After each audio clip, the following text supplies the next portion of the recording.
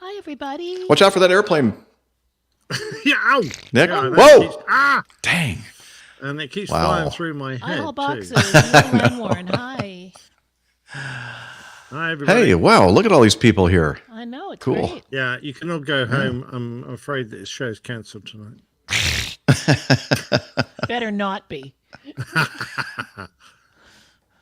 All right. I'm going to get a beer because it's no longer Lent, and Mike Kuipers. I'm not going to talk about that. Movie you're watching this week.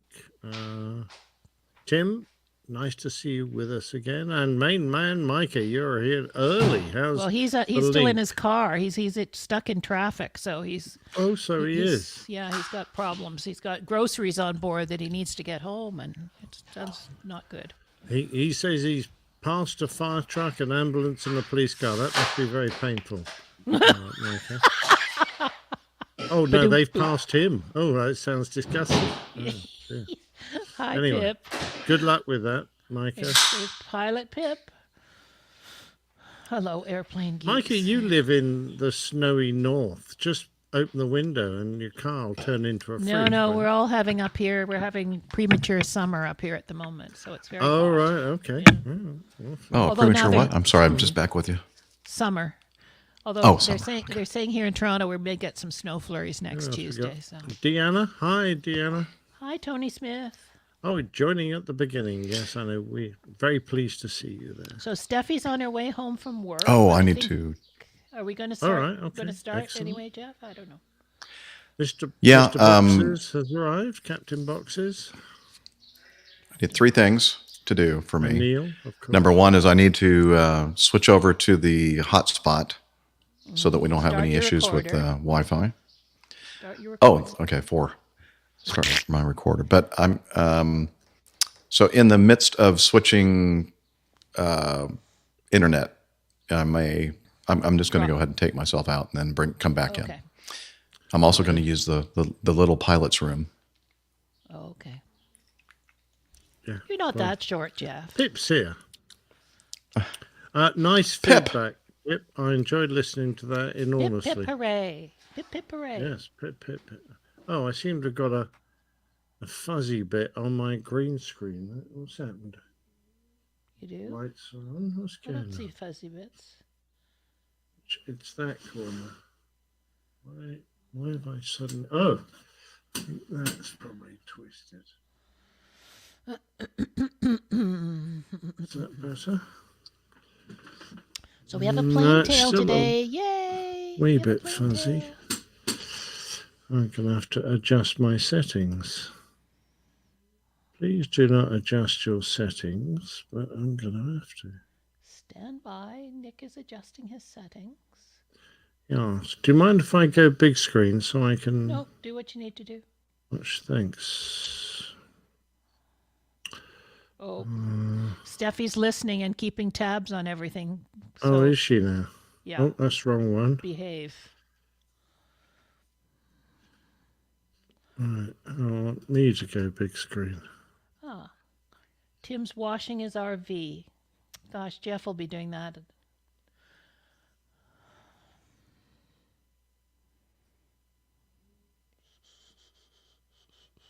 No? Oh, Jeff's down as the main man, so I can't do it. Anyway, I'll use the little screen. No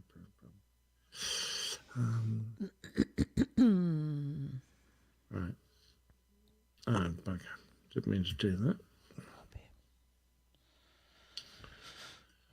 Right, let's see what the problem is.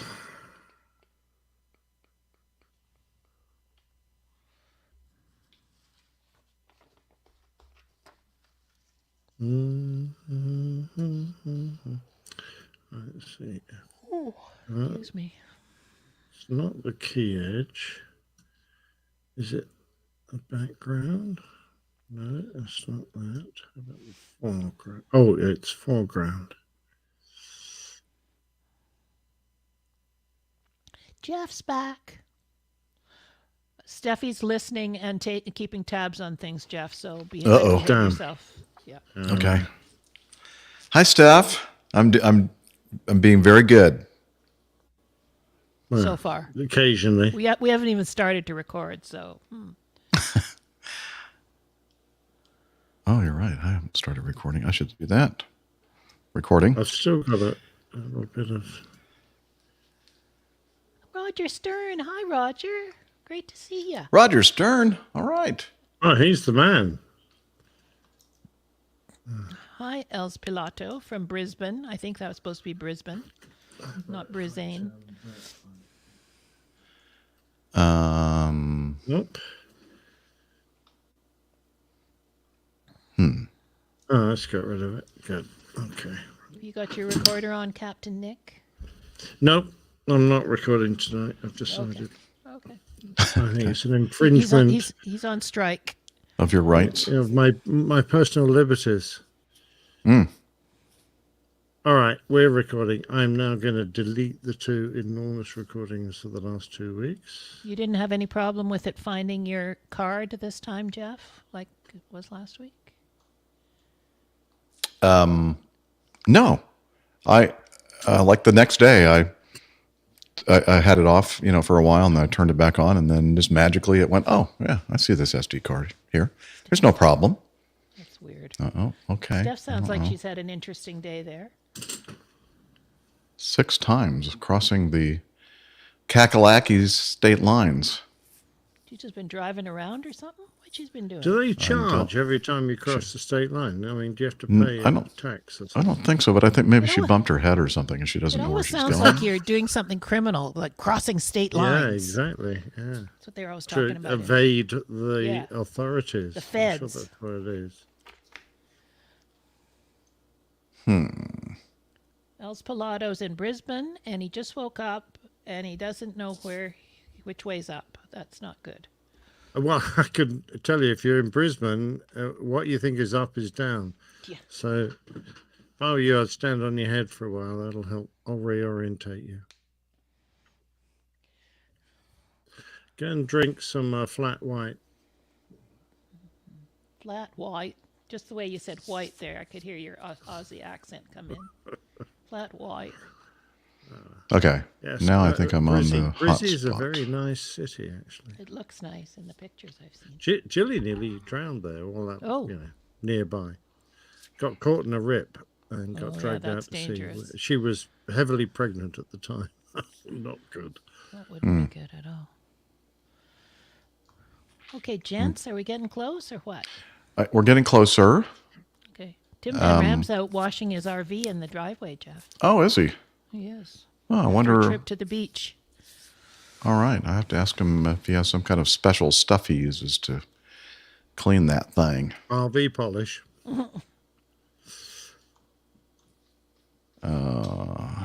Just want to make sure everything is actually on the hotspot. Let me go over here to network. Network. Ethernet connected. Wi-Fi connected. Excuse me.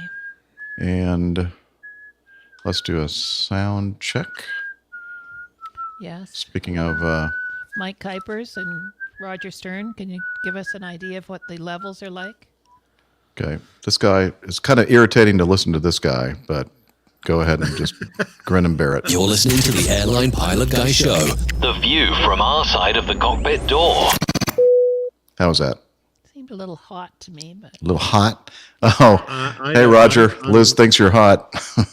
Roger and I are pals. That's not Roger. That's the funny guy, Love Roger. the strange voiceover man. Oh, Roger said it sounded good, so I trust Roger. In Roger we trust. Yeah, I agree, Mr. Pilato. What does he say? He's going to Needs go a and get a hit hit of coffee. Yes. Yeah. I God. did not, we didn't put your feedback in this week. It'll be next week. So, Nick, you got to get braced. He's giving you a slap down, that Els Pilato guy. Was he? Oh, okay. Yeah, Well, I I'm just- used to getting slapped. I spared you this week. And one of our sound technicians, Mike Kuiper, says that Steph's very quiet. Very quiet. I love it. Yeah. You funny. Roger says the levels are good, not the people. Hey, Everybody's a critic today. take these things personally, you know.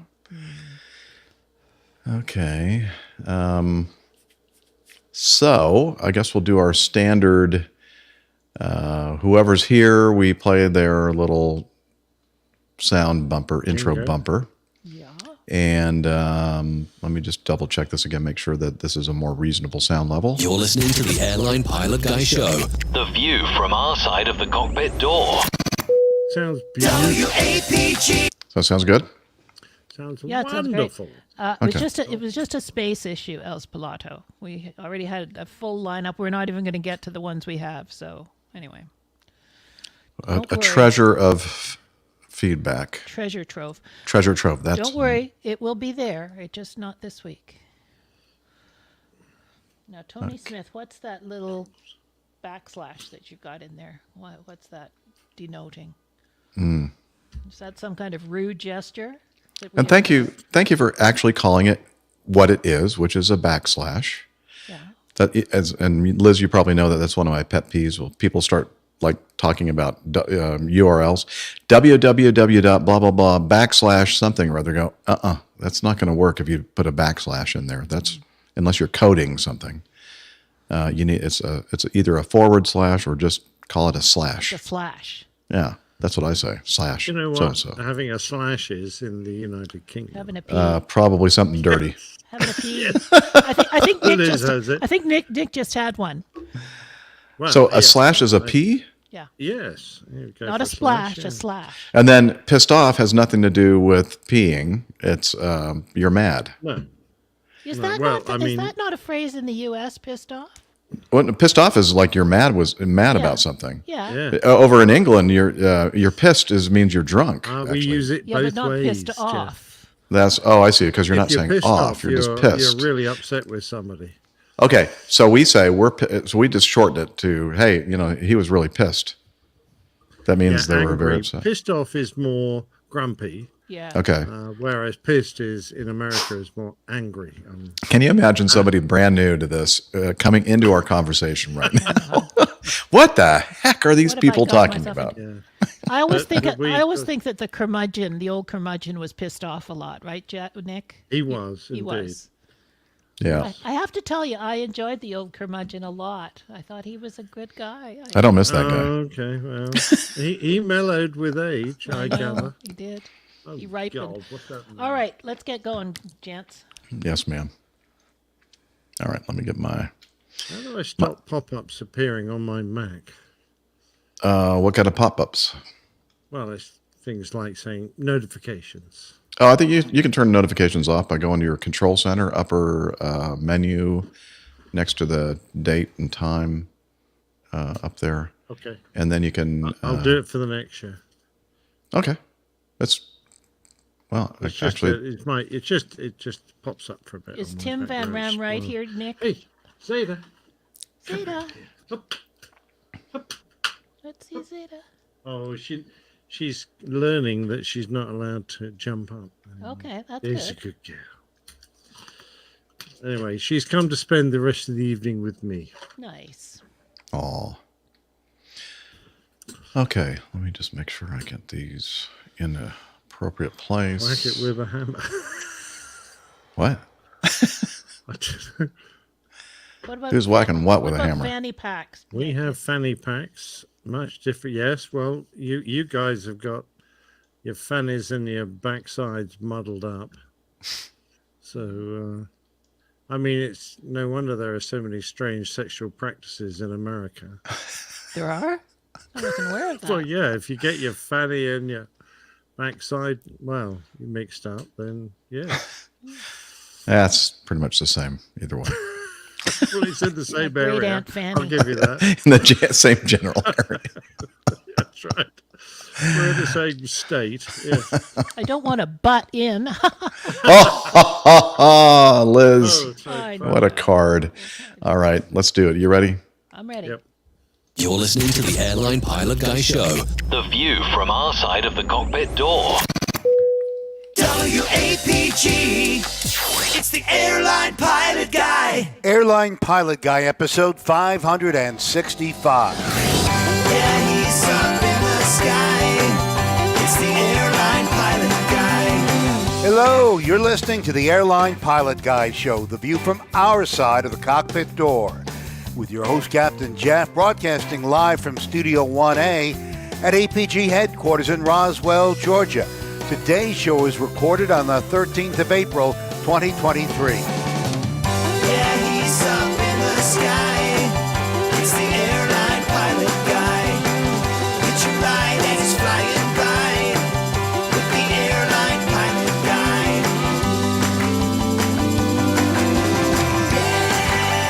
In today's episode, in South Africa, the pilot of a small plane makes an emergency landing because of a venomous cobra on board. Federal agents mistakenly detain a Delta pilot when going into the wrong hotel room during a training exercise. More news, your feedback, and today's plain tale brass monkeys. So get all settled in. Tray tables and seat backs in the upright and locked positions. Electronic devices powered on. I'm Radio Roger. Flight 565 is ready for pushback. Thank you, Radio Roger, an award-winning TV and radio reporter currently at the number one all-news station in the nation. 1010 wins on 92.3 FM. In New York City. Welcome to the Airline Pilot Guy Show, an aviation podcast covering the latest in aviation news and answering your great feedback. I'm Captain Jeff, a pilot at a major legacy airline based somewhere in the United States of America. And joining me from across the pond and his studio, in Hartford, Hereford, and Hampshire. professional photographer, former RAAF fighter pilot, retired Airbus A330, A340 captain for Virgin Atlantic Airways, it's Captain Nick. Hi there, Jeff. Lovely to be back on the show again. Quick traffic news announcement. If you're driving in Kakalaki land, watch out for the pink Jeep. She's trying to get back to her studio. So, anything could happen. A young, good-looking doctor with her hair on fire. Watch out. And also joining us from a place to stand, a place to grow, lots of snow. We have our retired financier, aviation enthusiast, spreadsheet master, and our producer. It's Liz Piper. Hi, everybody. It's kind of like summer here today. It's great. No snow. Awesome. Let's do some aviation news. You guys have a good show. Will do. Bye.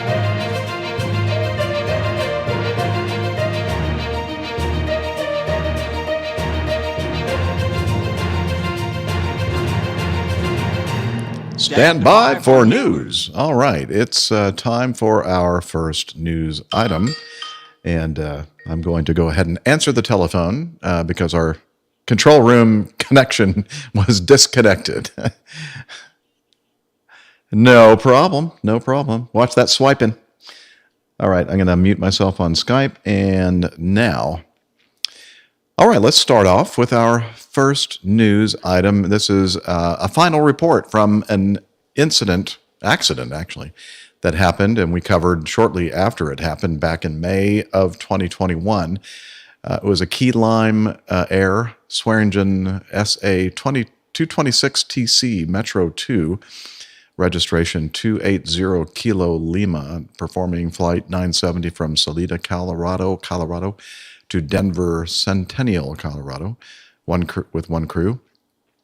He was on a visual approach to runway 17 left, cleared for the approach, descending through 6,400 feet, 3 nautical miles north of the threshold, runway 17 left. A private Cirrus SR-22, registration November 416 Delta Juliet, with 2 people on board, was cleared for a visual approach to 17 right and was advised of the traffic landing on the parallel runway. The Cirrus descended through 6,400 feet, about 3 nautical miles north of the threshold of runway 17 right, but overshot the center lines of both runways 17 right and 17 left. 2 aircraft collided. The Cirrus apparently struck across through the fuselage of the Metroliner just above the wings, taking out the whole cabin section at that point. The Metro crew declared an emergency on tower frequency, reporting that their right-hand engine had failed, and reported they saw another aircraft on parachute going down. At that point, I don't even think he realized that was the airplane that he didn't even realize that he had been hit by that airplane. After landing, the crew advised it had definitely been a mid-air collision.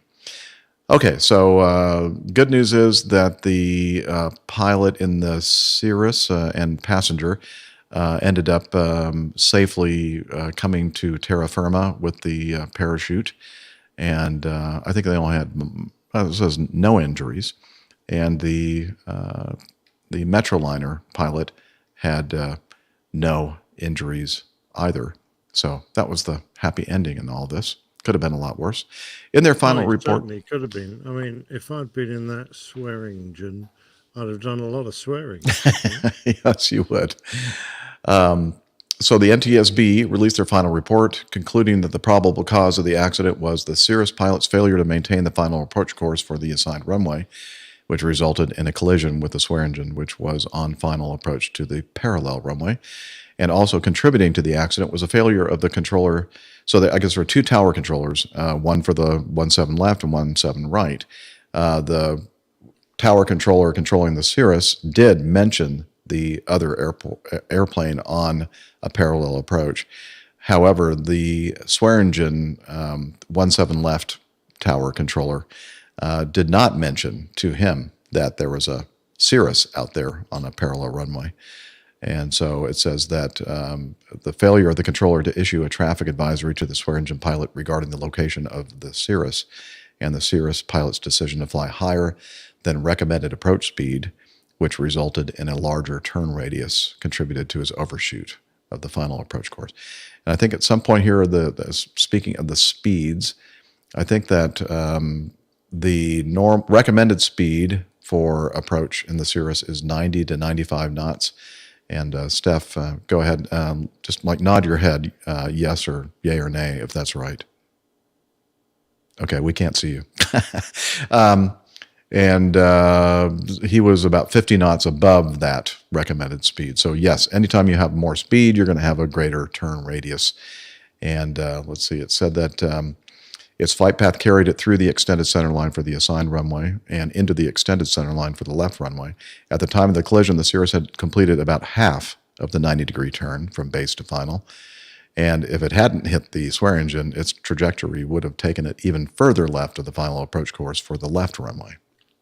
So That's barely. He got halfway around the turn and it already flown through both runway center lines. Yeah. I'm going, where do you think he was going? I don't know. That's a good question. I don't know what the heck they were thinking. I mean, did he misidentify the? You see, there's a still detail in this because we've no idea why he mishandled his airplane. Okay, if you've got carrying extra speed, your turn radius is going to be larger if you use the same angle of bank. But of course, you could whack a bit more bank on and pull a bit harder. Not ideal on your finals turn, but if you're carrying too much speed, well, if you're carrying adequate speed, it's fine. So I'm still at a loss as to how he managed to misidentify his position so badly and mishandle his airplane so badly. There's no explanation of that. No, there really isn't. I mean, it didn't say anything like, he was a student pilot or just freshly minted private pilot or anything. I don't know. Since this is the final report, I'm just a little bit disappointed in the NTSB's assessments. Now, I have to say that in accidents like this that aren't like airliners or like, tremendous loss of life, sometimes the investigator or investigator staff aren't huge, and they don't always go into the detail that some of these other aircraft incidents go into. Yeah. But I mean, that's an impressive amount of damage that I know. Swear engine took and stayed flying. It's just amazing it didn't fold up. Pretty amazing, yes. Yeah. Main Marin says that failure to not hit the other guy. Final report. Yes. Very, very true. Yes. There are very few mitigating circumstances. In fact, no mitigating circumstances for the Cirrus pilot, I'm afraid. Mm-hmm. And our UH Blackhawk in our audience says airplanes fly at higher than recommended approach speeds have been a factor in some recent mid-airs. The high speeds is a common thread that he sees in high performance airplanes. And what I notice is that when we're out in an airliner flying a visual approach to, let's say, a smaller airport, and you have kind of positioned yourself to intercept final very close to the final approach fix, or maybe just outside of that, which is a little bit closer in than normal. And when you're coming at it on a base turn, because you're not really practiced as much as getting that nice 30-degree intercept heading way further out on an ILS approach, you kind of you sometimes wait a little bit too long to make that turn, and I usually find myself in those situations when I'm not the one flying the airplane going, all right, yeah, we're getting, it looks like, yeah, I don't know. I try to say something that's like, turn the airplane now or else we're going to definitely overshoot. And if it's one of those, if it's an airport where there's not parallel runways and people out there, on the other, if you overshoot a little bit, it's not going to be a big deal. I usually just kind of bite my tongue and don't say anything, or I might say, yeah, you might want to start your turn or something like that. I may say something like that, but if there is a situation where we're on like this airport with the parallel approaches, I will definitely say, yeah, just remember, you got to make your turn a little bit earlier. We're a lot closer in than you're used to. So, just keep that in mind. Yeah, iHall boxes says high performance aircraft versus low performance pilots or slow performance pilots. Okay. True. Yes, sir. And of course, it's very useful to get the meat of the turn out of the way, so that you can take the bank off as you start sliding towards the center line, which has lots of advantages. It allows you to come back towards your approach speed now because you don't have a lot of bank on. There's not a lot of turn to finish. So you feel confident about coming back towards, and we're approaching the stalling speed of, obviously, as you come back towards your VREF, you're not going to go all the way through to stalling speed, but you want to bring your speed back to your approach speed. If you've got a lot of turn to complete, you're going to feel a little reluctant to do that until you finish it. So get the meat of your turn out of the way early, and then you can ease off the bank and slide onto that center line, and you'll feel a lot more comfortable. I agree. And so does our esteemed, experienced professional pilots in our live audience that are with us today. Yes. Just a plug for that, for those of you listening. If you ever get a chance, why don't you consider joining us on these live recording days on YouTube, and follow us on the social medias, and we'll talk about that at the end of the show.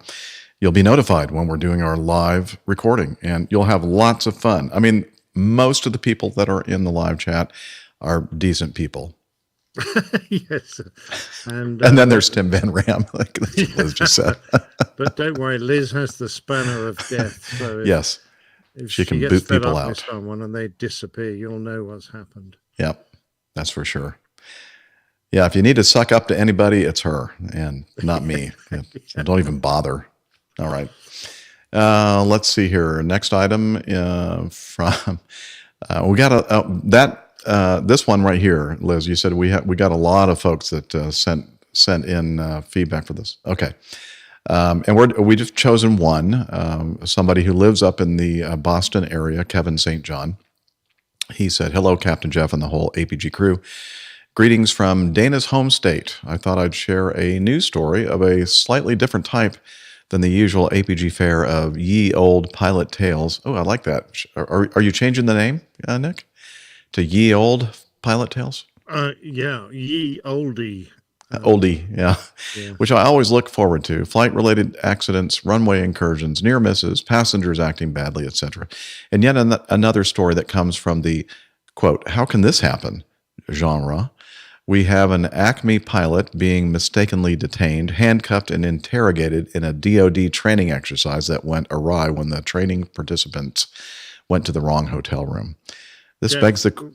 Was he handcuffed to the bed post? Or what? That's when they first got into the room, he was, and then they changed it to handcuffing him somewhere in the bathroom. Oh, just okay. Just kidding, of course. I knew where you were It's going. easier to clean. Yeah. So, Nick, the control room is asking you to bump up your volume a little bit. Bump up the volume. Mm-hmm. Oh, I haven't been asked to do that for a very long time. Yep. And I can bring mine down if that helps, Let me just see if I can find a volume control. because we're not balanced psychologically. I could do it here actually. So I've taken mine down a notch or two. And I brought mine up a bit Okay. in StreamYard. How's that? Okay, that's great. I think. I know it sounds good to me. It sounded good to me before, but Okay. Well, we'll see what happens. yes, good point, Liz.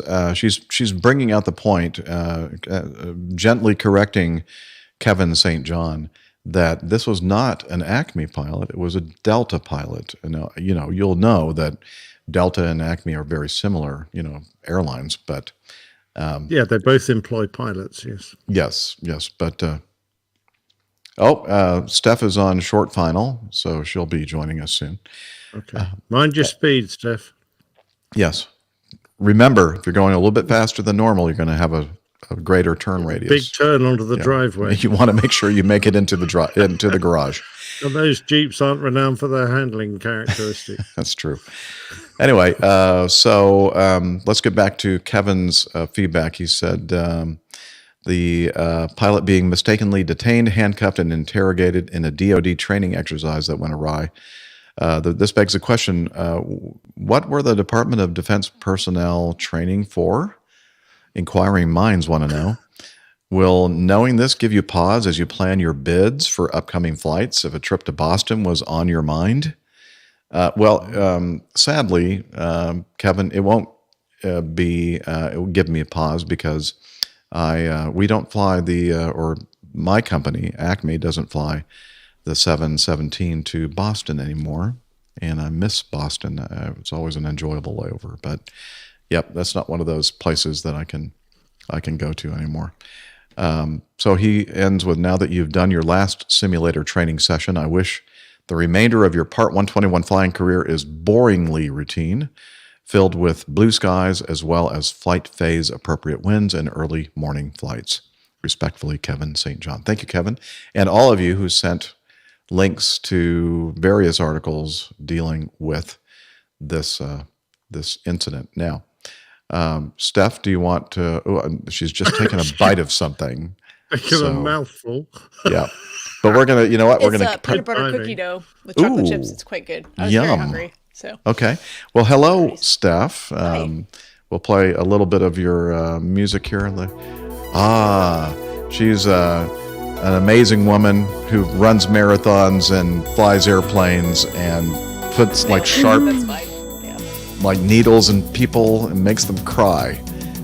But she's a really nice person otherwise. Really? Okay. Anyway, it's Dr. Steph. Hey guys. Sorry for being tardy. Work always seems to get in the way this time of day, but glad to be here now. We are glad that you made it. And I'm impressed that you made it as quickly as you did.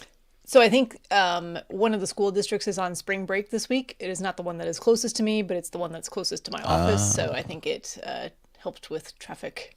Really did, because when you gave us that ETA earlier, that went fast. We got here faster than the ETA initially. Other than like you getting confused and going back and forth between North and South Kakalaki. Well, I know you touched on that probably before the show even started, so people listening probably are confused. But it's not so much. It's not so much a they're watching the show, Steph, so they're obviously they're definitely confused. They're a little confused. It's not so much a state line as it is a state and zigzag.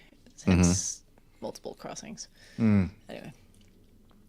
Well, excellent. Well, we're glad you're here with us. And so we were in the middle of talking, I know you've been listening, so we're talking about this incident involving a Delta pilot during a training exercise mishap at a hotel in Boston on Tuesday night.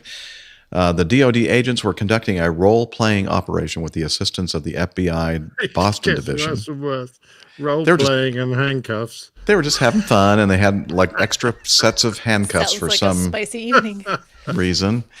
And they broke into the wrong room at the Revere Hotel on Stewart Street around 10 p.m. A Boston police dispatcher made the call early Wednesday mornings. Sir, bear with me on this one.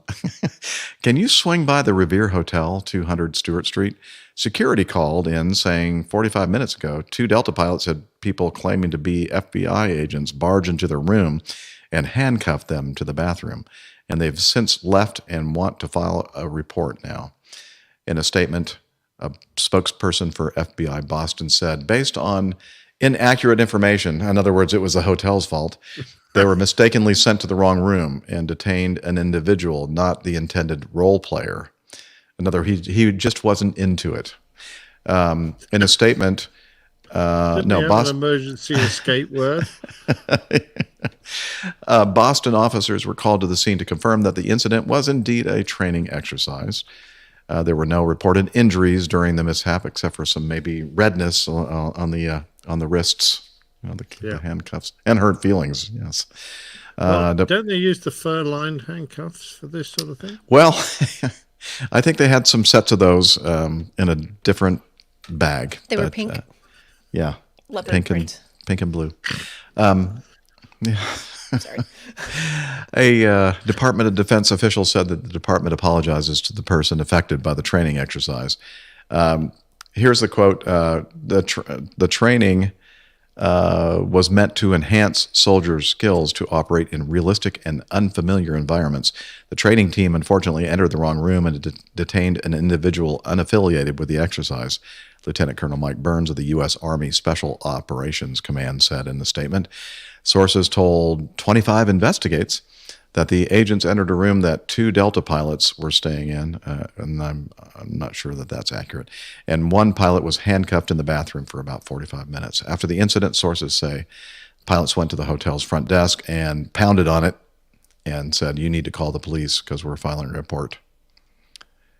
Yeah, well, How would they really know that they were FBI agents at that point? That it was some training, I don't know, but Liz is saying, well, what if you're like in the middle of recording a podcast and they come bursting into your room and handcuff? That would be a great podcast. That would probably get really good numbers. I'd watch that podcast. Yeah. So you don't watch this one. Okay. Okay. Neil They're watching Landworm our podcast. says, when you're bored with doctors and nurses, you have to go to pilot and FBI agent. Oh, for the role playing. Yeah. Gotcha. Cowboys and Indians, doctors, nurses, FBI agent, and airline pilot. Okay, I get it. Let's see. We're looking into reports of an alleged incident in Boston that may involve Delta people. We have nothing further to share at this time, other than just nothing to see here. Look the other way. Yeah, let's move along. So two things about this are kind of curious to me. The biggest one for me is that they entered a room that 2 Delta pilots were staying in. Well, they probably just got that wrong.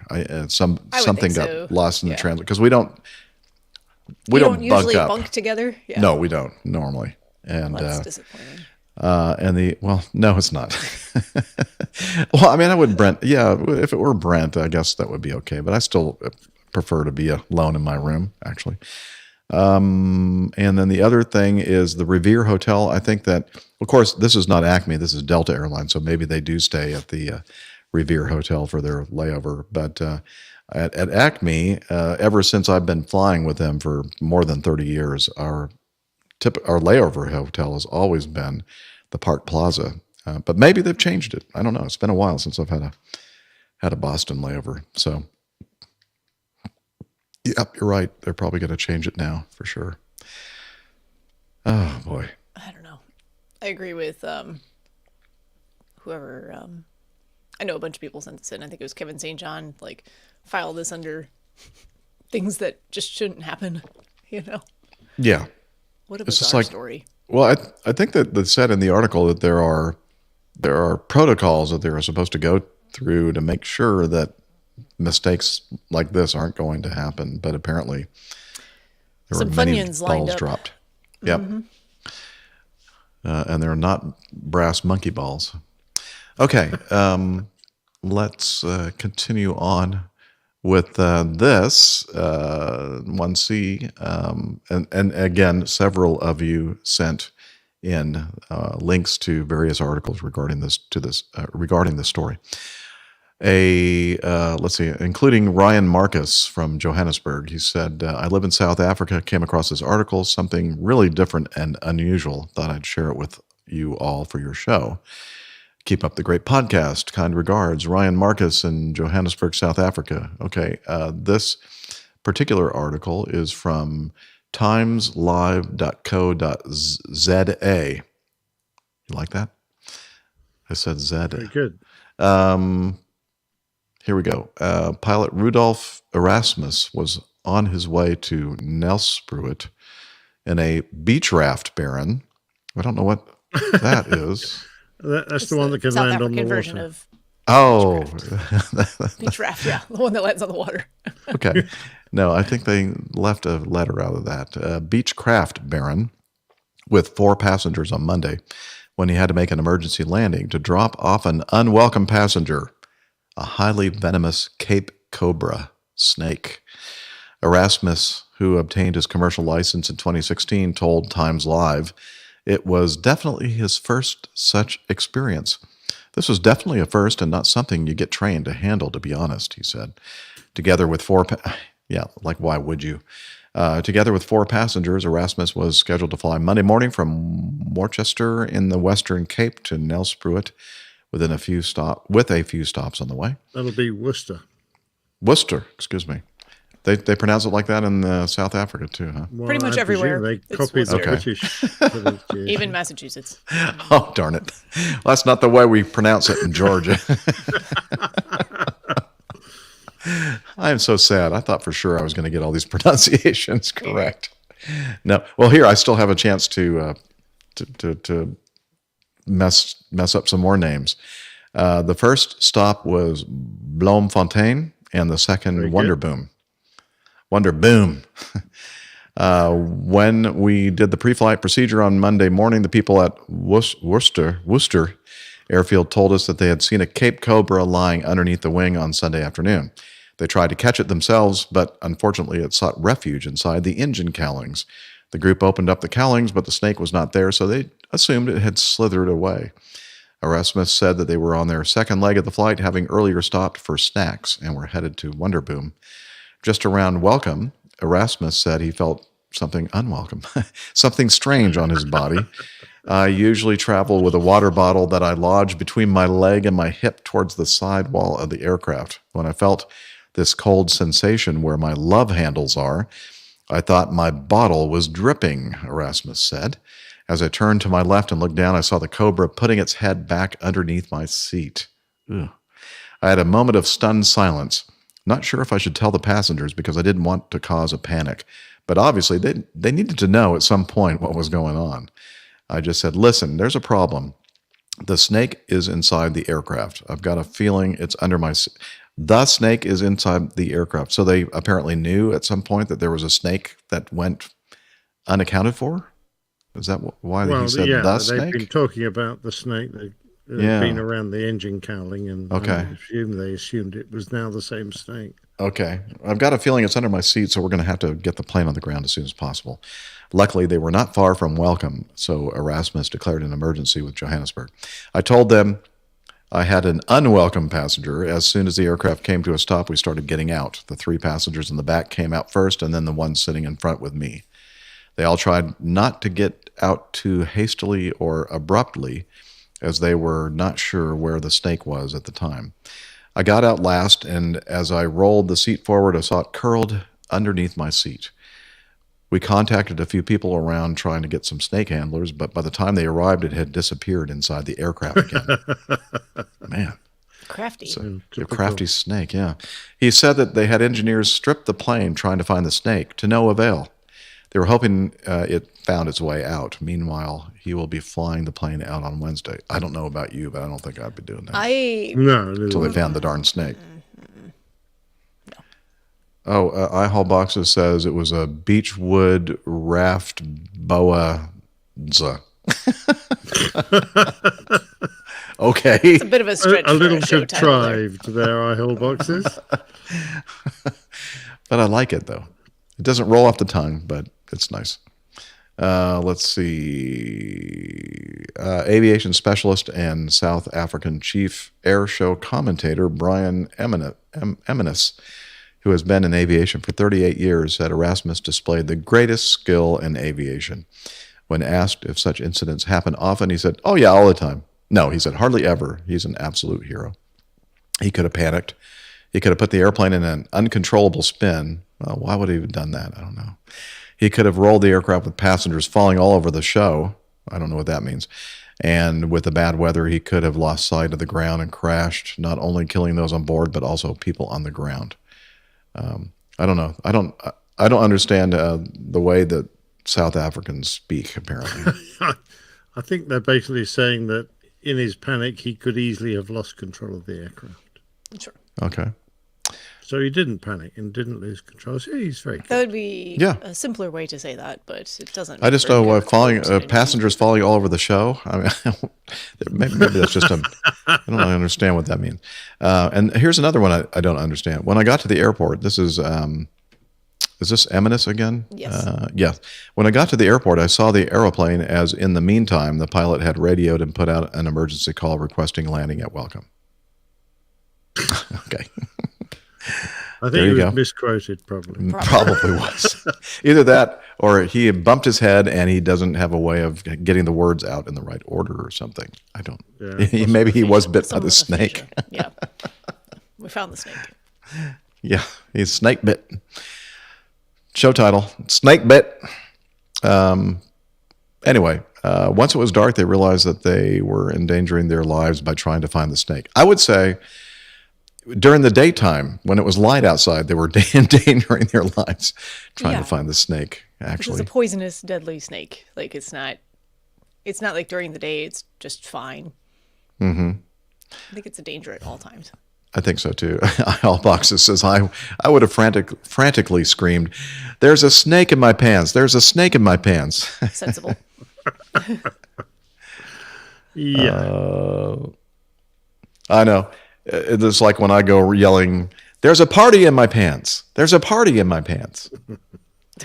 And you're invited. Okay. I'll probably cut that out. Well, probably not. Okay. I might point out that I remember leafing through a particular squadron's diary going back years, and it turned out that they had once been stationed in the Far East, and they were a lightning squadron. And as this bloke taxied his lightning in, he saw this vast snake, a huge boa constrictor, cross the taxiway, and he ran over it with his lightning. And he thought no more about it until the ground crew came to put the undercarriage locks in so they could tow the aircraft. And the bloke looked up into the nose wheel bay, and this snake had clambered up the nose wheel and had taken refuge, wrapping itself around inside the undercarriage bay of the nose wheel. So they worked trying to work out what they're going to do with this damn great big snake. So someone had the bright idea of firing off a carbon dioxide fire extinguisher up into the nose bay, which they did, which is extremely cold. And as we all know, reptiles go a bit slow when they're cold. They kind of, become immobile, which is what happened. He dropped out.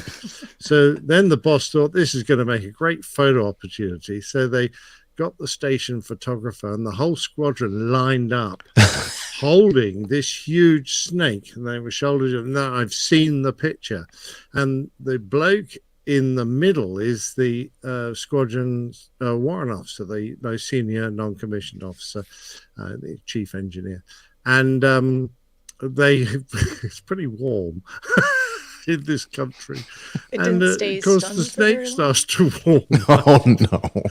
and it kind of starts to wriggle, and of course it's wriggling at either end. So slowly the blokes holding the head and the tail start backing away and letting go.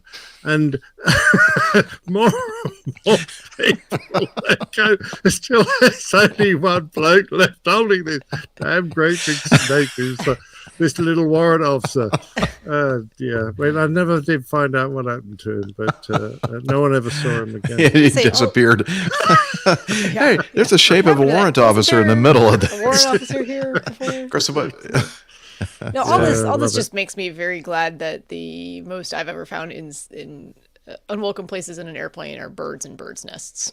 So yeah, you can deal with that. Birds' nests. you can deal with those. Yeah, you got to look. Yeah, I know. But isn't it a bit of a worry when you come across? Yeah, you don't want them in there, but you just remove them, and then you're good. You got to look for them.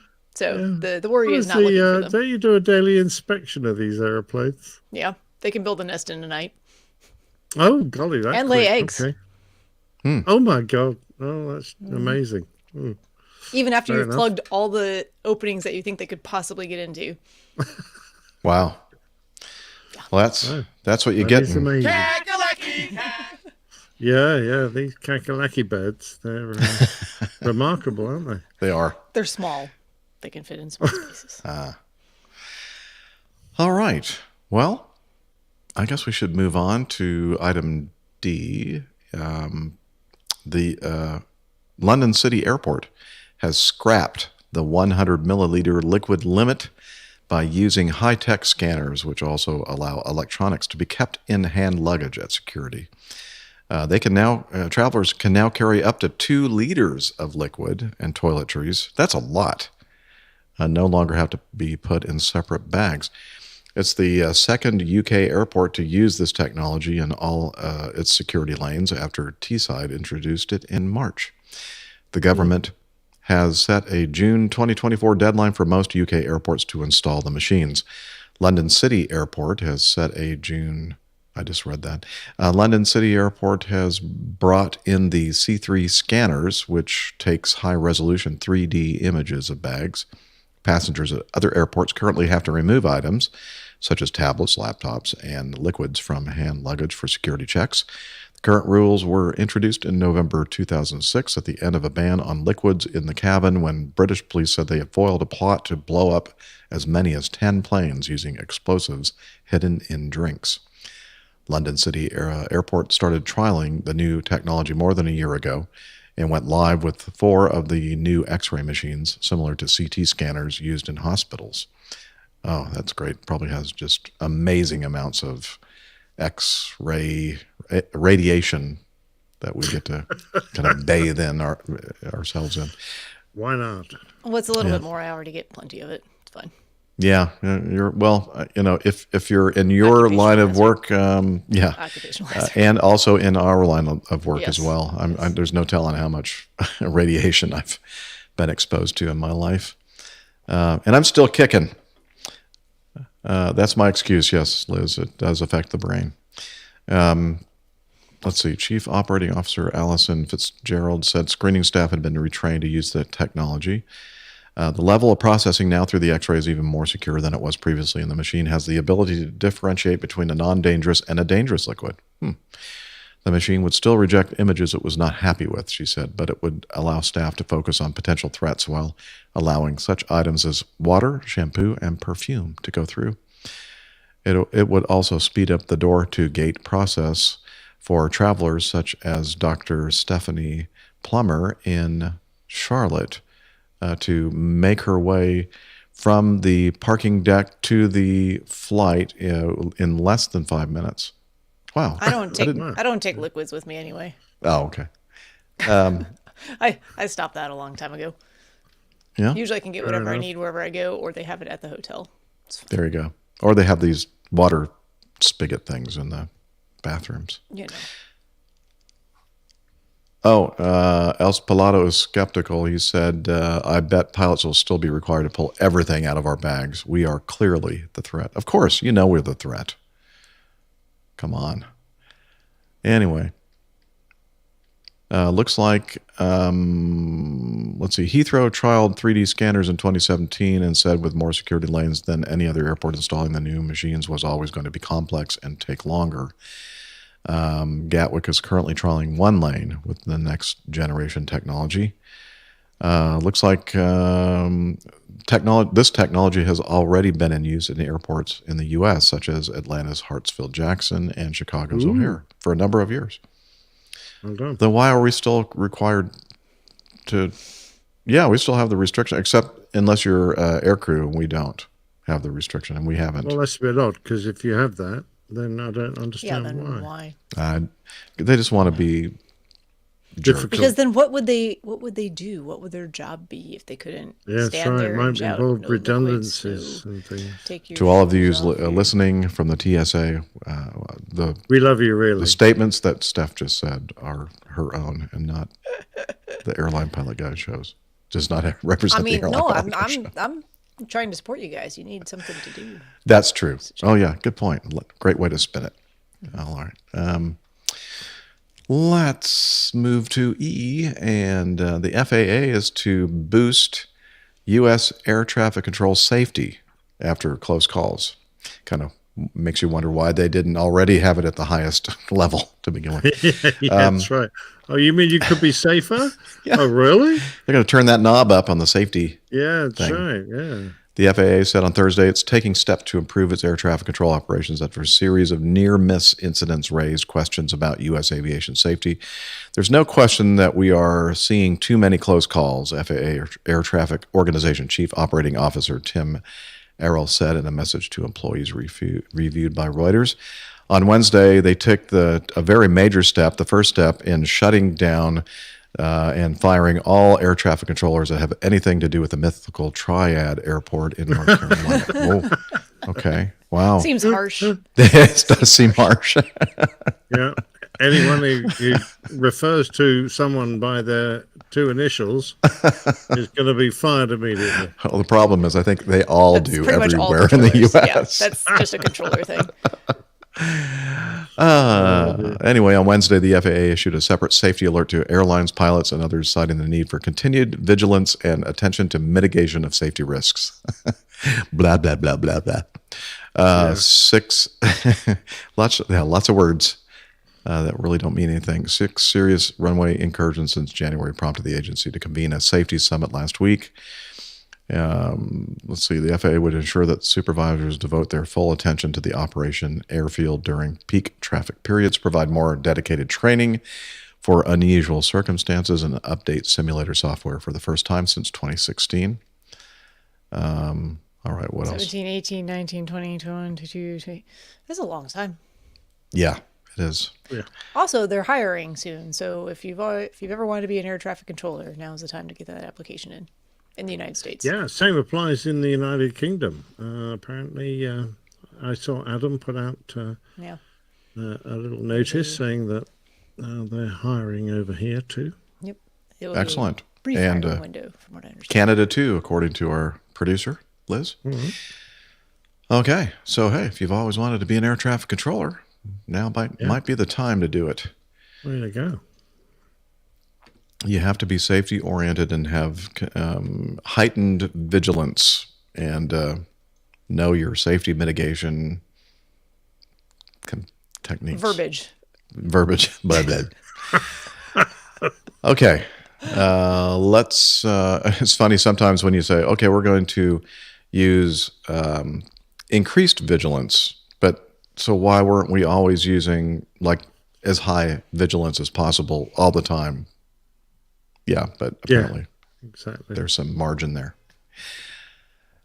Okay, this is bad news for the United Kingdom, Nick. Looks like a failure to launch appears to sink Virgin Orbit, and we're talking about rockets and stuff. Well, you actually say United Kingdom, but it's a Californian company.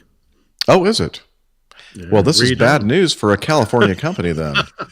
Never mind. I guess the people over there in the UK are good with it. Okay, cool. Although it looks like, aren't most of the people that were laid off in Britain?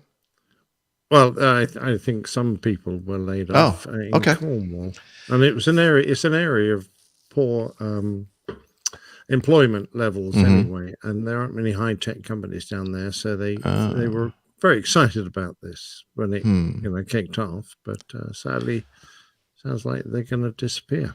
Well, thank you for setting me straight. For some reason, I was thinking it was going to, adversely affect the UK, but looks It will, yeah, I think, but not as badly as right. The California-based company. It looks like in a U.S. securities filing on Thursday, the California company, part of Richard Branson's Virgin Group, said it was laying off 675 employees. That's a lot. Or about 85% of its workforce. It said Virgin Orbit said it was acting because of the inability to secure meaningful funding. They've been scrambling to find additional money since the company's rocket failed to reach orbit after its launch from Cornwall, England, a little bit earlier in the year. Yeah, I'm a bit worried that it might have been inadequately funded to start with, because you think of all the companies that have tried to fire stuff into outer space. There are frequently failures, particularly in the early days.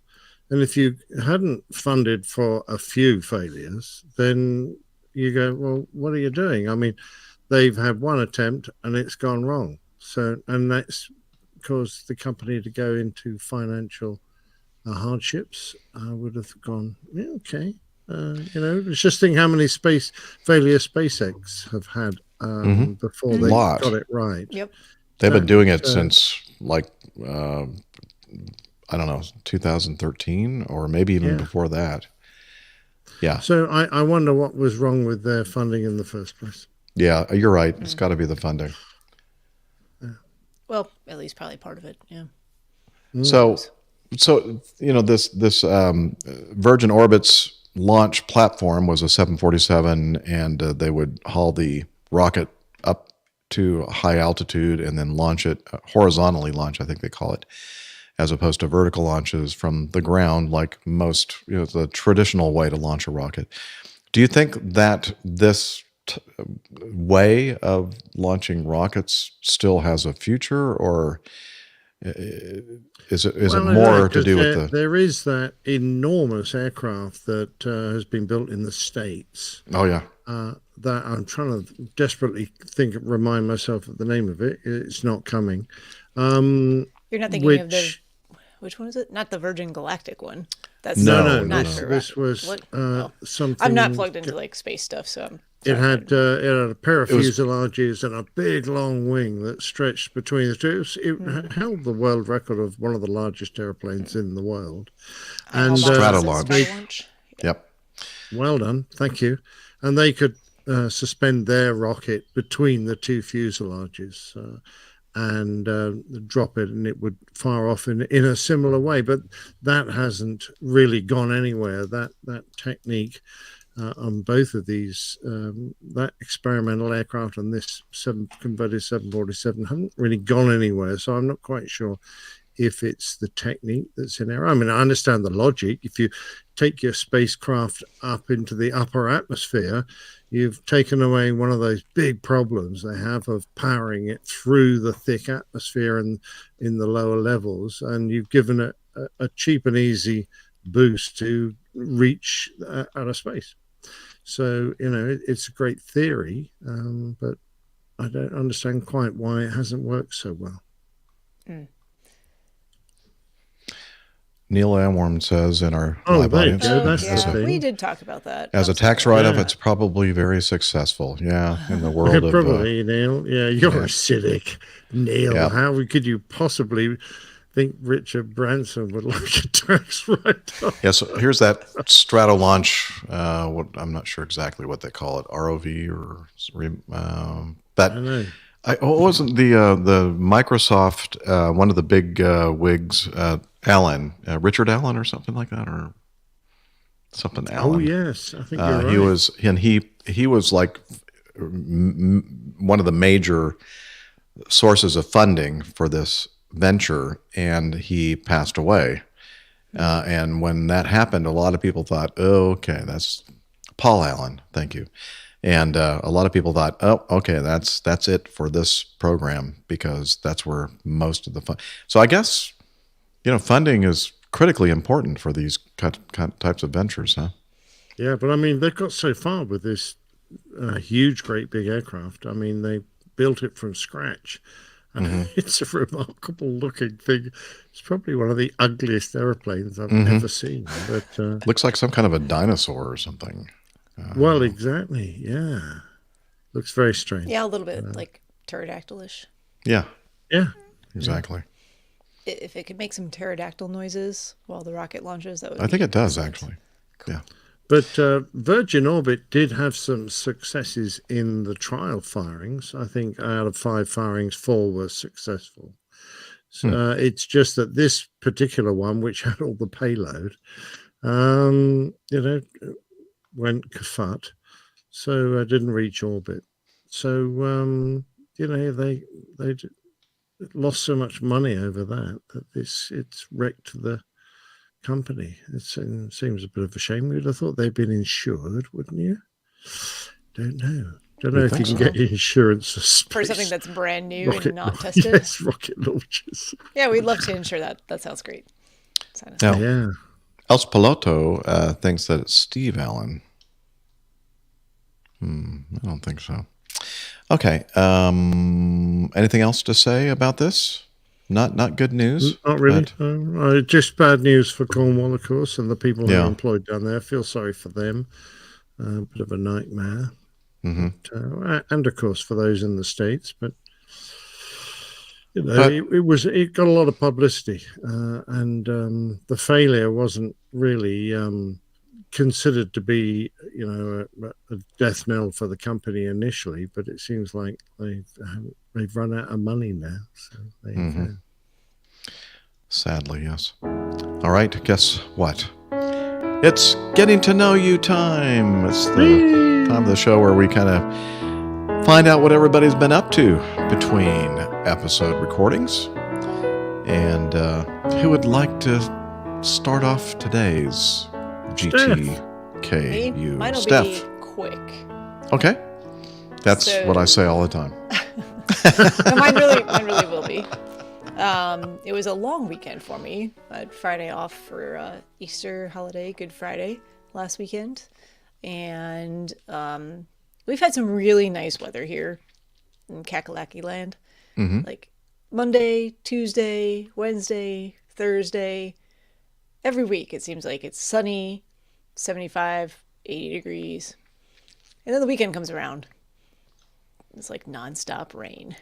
So I didn't do any flying last weekend. It rained all day Friday, all day Saturday, and then it was fairly windy on Sunday and also Easter holiday. So I caught up on sleep, which I don't do very often, and I should probably do more of. There were a couple nights I slept like 10 hours at a stretch. Wow. It was great. I No can't wonder remember the you've last time been I've so done that. pleasant to be around lately. Right? I mean, I feel it too. It's okay. Just kidding. But I think I needed it because the next couple of weekends will be kind of more go, go, go again, which is typical for me. So I'm not supposed to be doing any flying this weekend. We'll see. Weather looks better. Rain tomorrow all day again. Yay.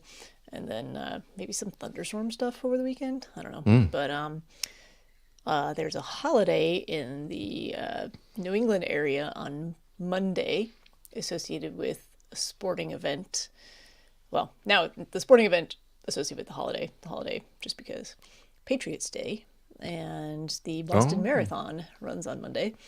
And this has nothing to do with flying, but one of my other hobbies and passions in life, running. Arguably the greatest marathoner of our time, maybe of all time, will be running. So I decided I wanted to go and spectate. Eliud Kipchoge. Sorry. you didn't know who he was. Are you referring to yourself? Not referring to myself. Oh, okay. no. Okay. I'm just trying to figure out who you're talking about. So the weather looks like it might be terrible, but maybe not. I don't know. It's been kind of all over the place. At least not freezing cold. Probably rainy though. But my plan is to hang out and try and catch a glimpse of him on the course. And Did you say who it was? yeah, Eliud Kipchoge. Oh, I'm sorry. I missed that. That's okay. And I mean, lots of other What country does he hail from? Kenya, pretty sure. Thought so. Yeah. They're pretty fast, aren't they? Yeah, I mean, so he holds the world record for the marathon, 2:01:03 or something in Berlin. And he's run an unofficial marathon time of under 2 hours, like 1:59. That's going to be the big official barrier, is it? Breaking the 2 It hour is, barrier. yeah. That's the official, and you can't. The Boston course is not record eligible, so he won't be setting any world records. What? Because they keep cheating? No, it's quite downhill actually. Starts at about Oh, 400 okay. feet above sea level and finishes at sea level. All right. Even though there's a bunch of uphills in the middle of it, but it's not record, and it's point to point, which is another problematic. Yeah. So, but it should be a great race. I have a lot of my own personal teammates, friends that I've known for a lot of years. We all have the same coach who's from the area up there, and so hopefully I'll hang out with my coach and we'll cheer on some of our teammates as well. I'm going to do that all day on Monday. Looking forward to that. Brilliant. And then, speaking of running, the following weekend is the London Marathon, and I will be there to run in London. Well, speaking of fast, or the opposite of fast, Nick's internet. Not fast right now, no. No, it's not doing well at all. You're breaking up and freezing and all pixelated It's like and stop everything. motion pixelation. Yeah, stop motion. I'm fine, thank you very much. Well, okay. Thanks for asking. Well, we are. Not here, but Yeah, from our end of things, it's not looking super I'll great. do a speed check. I'll check. Okay. Alrighty. so, but yeah. Other than that, lots of rest and recovery and feel good. And yes, that is probably correct. IHOL boxes. I can run a marathon in one APG. One APG. Is Give me it, 3.5 hours, just over 3.5 hours to get a marathon done. that's going to be the new unit of marathons in the future. One APG. They did it in 3/4 of an APG, a new record. I don't know. That's incredible to me, though, that, there's someone on this planet that can run a marathon in close to, and quite a few people can run it in close to 2 hours. That's Wow. very fast. Man, Sub 5-minute miles the entire way. that's I So I'm I excited can't. just to go and spectate and witness that. So it'll be fun. Excellent. All right. I think you Well, should go next, Jeff. I think that'd be a good idea, Steph, because it looks like Nick's having issues there. So let's see. So the part 2 of the last episode was on Friday morning, and that was also Good Friday. And I sang in the last 7 words of Christ, and you'll remember that I was a little bit nervous about doing it because I'd not done these works before, and a lot of it was just solo work, and I don't consider myself a soloist, and but it turned out great. It As was, we knew it would. We were yeah. not, So I really kind of stepped it up and tried to kind of make myself into a soloist singer, and I got a lot of nice compliments, especially from the sound guy. This is his thing, sound and mixing and all that kind of stuff. And he goes, "Well, now you've done it. You're going to sing like that." Well, now they're going to have to be the you're gonna have to soloist do all the all time. kinds of stuff. Oh. Anyway, and then came home from a little break, and then went back for the Good Friday service, and that was very, very special, very kind of sorrowful, very different type of music, and very moving. And then Saturday evening was the Easter Vigil Mass, and it's basically the biggest, most important Mass of the year in the Catholic Church. And it was like that thing can drag on for many, many hours if you do all the readings and everything else. But they usually kind of scale it back a little bit. But we had one of in fact, the newest bishop. I think we have now 4 bishops in the Atlanta Archdiocese. One main bishop, and then archbishop, and then the others are auxiliary bishops. And the newest one, who was ordained in our parish church a couple of months back, was also the celebrant at our Easter Vigil Mass, and so that was kind of nice. And let's see, Easter Sunday, sang a bunch of, for some reason in my head I'm thinking this is just like Christmas time, where you sing the Christmas Eve midnight Mass, and then the next day I'm kind of off. But that's not the way it is in Easter. I was sadly misinformed in my own mind. And so yeah, Easter was a big day too. Sang at fewer masses than I normally do on Sunday because I didn't have the latest one at 5:00. But anyway, it was good. Great singing with all those fine folks in the choir at my church, and then went to lunch, a buffet lunch with the choir director, her husband, and had a good time there. And then I left that night for a trip. I think it was Sunday night that I left. No? Oh, that's right.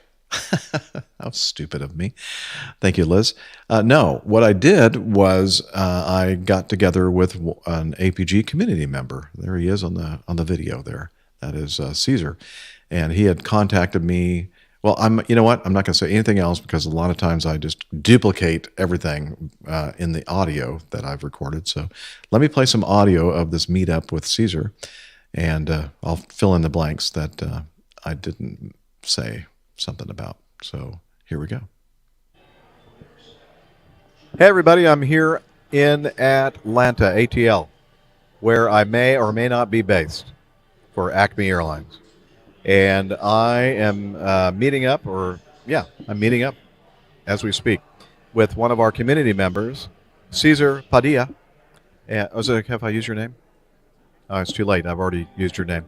And he is here in Atlanta to attend a special training thing in ATP, CTP, MOUSE, or something like that, that our sister airline, Delta Airlines, puts on, along with a lot of other outfits out there. And anyway, so he said he was going to be here and this time, which is this is Easter Sunday, actually. And he's going to be here for about a week doing all that stuff. And he said, hey, if there's a chance and you're in town, let's get together, have dinner, drink some beer. So that's what we're doing. We're at the Brass Tap. I've never been here, by the way. This is a nice place. On Virginia Avenue, near Delta headquarters, or some friends of mine that fly at Delta call it Mecca. And anyway, so enough of me. You hear my voice all the time. I'm going to hand the microphone over to Caesar. Hello, everybody. I've been listening to the Airline Pilot Guest Show for a few years now. I've been looking forward to meeting up with Captain Jeff. Over the last month or so, we've been emailing and texting, getting this set up, and just so happy to be here and learning all about Acme Airlines and how things are really run out there in the real world. So goodbye for now, and happy to meet Captain Jeff. Pretty much everything I'm telling Caesar is just all lies, because I really don't know anything about the real world. Because it's just all I fly for a virtual airline, basically. Never leave my house. But no, that's not true. Anyway, it's been a lot of fun learning about Caesar and his family and his career plans, and I've learned a lot. So thank you very much. Enjoyed having dinner and beers with you. And so you go ahead and throw it back to the studio. Back to you, Jeff. Thank you. Boom. Got it. Anyway. Good catch. Nice job. Thanks. Well, yeah, mustache competition. Yeah, when I first saw him, I'm thinking, he's going to make a great, well, he's already a great pilot, I'm sure. Yeah, Air Force military airlift pilot. It's not the military airlift command anymore, though. It's not MAC. It's something else. I can't remember what it's called. AMC, like the theaters. Yeah, something mobility command, air mobility command, I think. Anywho, yeah, we had a lot of fun. It was nice drinking the beer on Easter Sunday, and it was, as I always say, the conversation with people in the community, that's like priceless. So, thank you, Caesar, for reaching out and sharing some beer and some conversation with me. Next day is when I left for a trip in Little Rock, Arkansas. Thank you, Liz. I'm trying to remember where I'm kind of doing the thing where I'm just picking up things that, I was very disappointed. So on the way back up to Roswell, or in somewhere in that area. I checked to see if there were any interesting trips available. Not while I was driving, of course not, Liz. Noticed that there was a trip available that was going out on Monday night, one flight to Wilmington, North Carolina, and then off all day the next day. And then on Wednesday morning, just fly one flight back to Atlanta. I'm thinking that would be very nice. Mm-hmm. And I was so excited because I'm thinking, okay, I got my request in just in time, and I'm just waiting for them to call me. And I got back to the apartment. And why are they not calling me? And then I pulled it up on the computer and saw that they decided that, you know what, that trip is just too good to give to somebody. So we're going to change it, and we're going to stop the whole process, and we're going to add a turnaround to Charlotte and back, and then get to Wilmington, and then the next day, deadhead back to Atlanta. So it went from a beautiful 3-day trip to a so-so 2-day trip, and I went. You make it sound like you don't like to go to Charlotte. Well, I love the people. Sound like you don't like flying airplanes. Well, okay, that's well, might be true. I was I'm getting to that point, Jeff actually. Yeah. But I love the people of Charlotte and surrounding areas. They're beautiful people, and it's just that the operations at the Charlotte airport they could use some improvement. Just say that. I think they have a suggestion box. You could they keep ignoring my suggestion stuff. Criticism. They're getting better though. They are getting. But it was more than just a trip to Charlotte and back, and then it was like a several-hour wait, and then you had to fly late at night. It made it into a not so great. They ruined it. Yeah, they ruined it. So some other sucker ended up picking that up. But anyway, I did pick up the one leg to Little Rock on Monday and overnight there, and then one leg back the next. So it was nice and easy.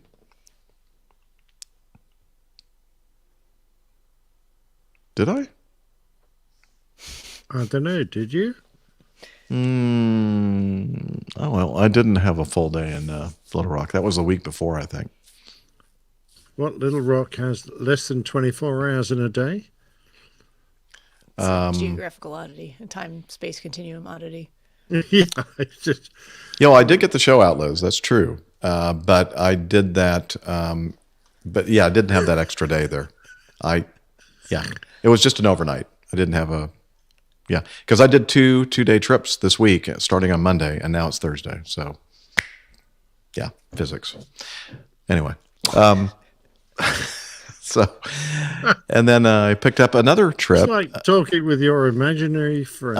This is the normal thing for me. Like when I'm not doing a show, I'm having a conversation with myself all the time. Because first I was worried that there's some sort of neurologic event happening where he just stopped and stared off into space. But... Yeah. Well, they're only going to get worse. That could be. Well, yes. Well, the problem is we won't know. We'll have to if you listen to the audio podcast, I'll definitely have to include Liz's conversation in the background there, so you know that I'm not completely losing my mind yet. There's always hope for that in the future. So I picked up another trip on Thursday, which is where I just got back from that today. And it was a Montreal trip. So I left last night. Montreal. Yeah. I don't know. The way that Steph says it. Montreal. There. No, say it the way you just did with that French. Oui, oui. And had an overnight there and back today, this morning. Here I am. So far this week, flown 4 days, and I've flown 4 flights. Wow, that sounds taxing. Nice. It is, especially that Montreal flight was over 2 hours each way. And a different country. And a different country. Different language. And a different language, yes. Oh, man, geez. It was very, very taxing and stressful for me. Yeah. It was actually very, very easy, going through their customs and they have a separate crew line, and we went right through it, and it was just easy breezy. Not quite as nice as it was for Liz and I when we were coming back to the U.S. From Heathrow. What was it, last year, I guess? And where we didn't even talk to a human being on that. That was going into Heathrow. Yeah, that was pretty amazing. Anyway, Yeah, we have no human beings in Heathrow. well, apparently that Very few, they're anyway. getting fewer and fewer that are able to actually Ones do that you have to just talk to simple anyway. jobs. Yeah. Looking Exactly. forward to that. That'll be nice. All right, Captain Nick. I include Adam in that list. So, Captain Nick, it looks like your. I may have spoken too soon. You just froze there. It looks like you Everything's mostly. fine down my end. Oh, well, that's good to know. But what about your internet? I can't speak about that, but I can tell you that my ping is adequate. Okay, well. Congratulations. Thank you. Thank you. Nobody's ever said that to me, so I think that's good. I've had lots of tests. And I'm sure you have. Liz, could you please put up the picture of Jeff and Caesar again, please? I've got a question. Oh no. What? Jeff, what is that you're wearing? It's an Easter egg tie. Like Christmas bauble jacket. It's an Easter egg tie. So that was a tie that I was wearing around my around my collar, and then I thought it was the lapel of some fancy jacket. It looks a bit like a sort of kimono or a happy coat. Jeff, that's okay. I figured it out without having any you're better than me there, Steph. Yeah, and, you call this Blake Caesar, but he seems to be Mr. II Bean. So according to his jacket. Oh, LL Bean. Oh, LL Bean. All right. Yeah, well, that's his alternate name, his AKA. Yes. There's a lot of LL Beans out there. Yes, there are. Yes. Oh, lovely. Okay, right. Well, now you've solved those two problems for me. Thank you very much indeed. I looks also like you've got a parachute harness. Well, I took that off while we were in the brass tap, and I put it around my like that, but I didn't even think about it when I was taking the picture. And then after I saw the picture, I went, "Oh yeah, that's weird looking. Why did you leave that tie?" Anyway. It's no, Easter Sunday, it's the end of the indoor bowling season here in the United Kingdom. So all our bowling over here is indoor. Well, yeah, yeah, that's mostly. True. Yeah, but I mean, actually, it carries on throughout the year. But those of us who like to bowl outdoors, which is much nicer, being in the fresh air, etc., we're kicking off at our club on Sunday. So we had our last game of the indoor season a couple of days ago, and it was very nice. And Liz has got a picture. We took a picture of the very last end of the last match, which we won with quite a nice margin. So the jack in the middle, the white ball, is what we're all trying to get close to. And we're very lucky because we're 3 players on each team, and you can. I've got the black and white bowl, and number 2 has the orange one, and our skip has the blue one. So because it's hard to tell in the picture, can you give us an idea of the relative size of these? Yeah, how big are your balls? Yeah, if can you like grapefruit sized? About that big. Wow. Can you put Large me back orange. on the screen? Thank you. About that big. Okay. So there you go. We're out of control. What on earth is going on? So they're about 6 inches across. Well, that's not that impressive. Well, for balls, actually. There you go. That's a decent size. Speaking from experience. No. Exactly. And I thought I don't know anything about I'd bowling. also put in a close-up of my bowl because when you choose your bowl, and I chose that Aero manufacturer, a nice black and white one, you're allowed to pick a symbol to put on, be engraved on the side of your bowl. And if you have a close look there, there's a little airplane. It is. Oh, it's that not is just cool. a little airplane. It's a 747. 47. Uh-huh. There you go. So I had a 747 engraved on my bowl. Wow. So it served me well this season. Yes. That's too bad that Miami Rick isn't with us today. Yeah, I know, know. he I is think he'd missing out. appreciate that. I think you I should might send him point that out- picture and see if he picks it out. See how keen his eye is. He might do, yes. No I might explanation, point out just it's send the an picture. engine-less 747. It's hasn't got any engines. It's a 747 glider. Those But, are beautiful balls, Nick. Thank you very much. I they do clank around a bit if you're not careful, but other than that, they're very nice indeed. Yeah. So that was kind of part one. Bowling season is now starting in earnest outdoors, and really looking forward to that because it's so much more fun playing on grass out in the fresh air, enjoying yourself with your mates. So we're looking forward to that. And the other thing I thought I'd mention is you've already kind of met our new doggy acquisition, who's been with us for a few months now, called Zeta. But I thought I would just show you a little video of her and our old girl. So this is Zeta now, and as you can see, she's just spun around and come to a halt between my knees, which is a great place if you want to just keep control of your dogs. And this is one of the places we've been walking them lately. So it's a very pleasant area. Now, Zeta is not settling brilliantly. She's a little reactive. In other words, she gets a lot of fun out of spooking other dogs. So she can be a little bit overly playful. Big stick. Love my big stick. Yeah, that's one of her habits. She loves running around with the biggest sticks you can possibly imagine, and usually whacking you around the ankles. Yeah, watch out for your knees.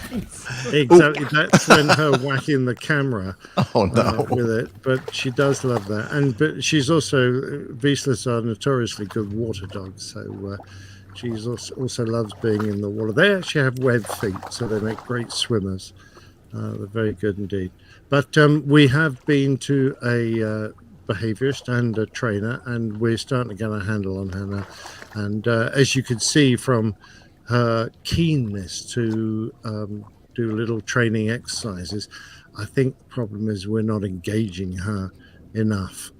So we're going to work really hard on that and try and get her sort of a bit more associated with humans, and meet more humans, meet more dogs, become a bit more relaxed, social. So what?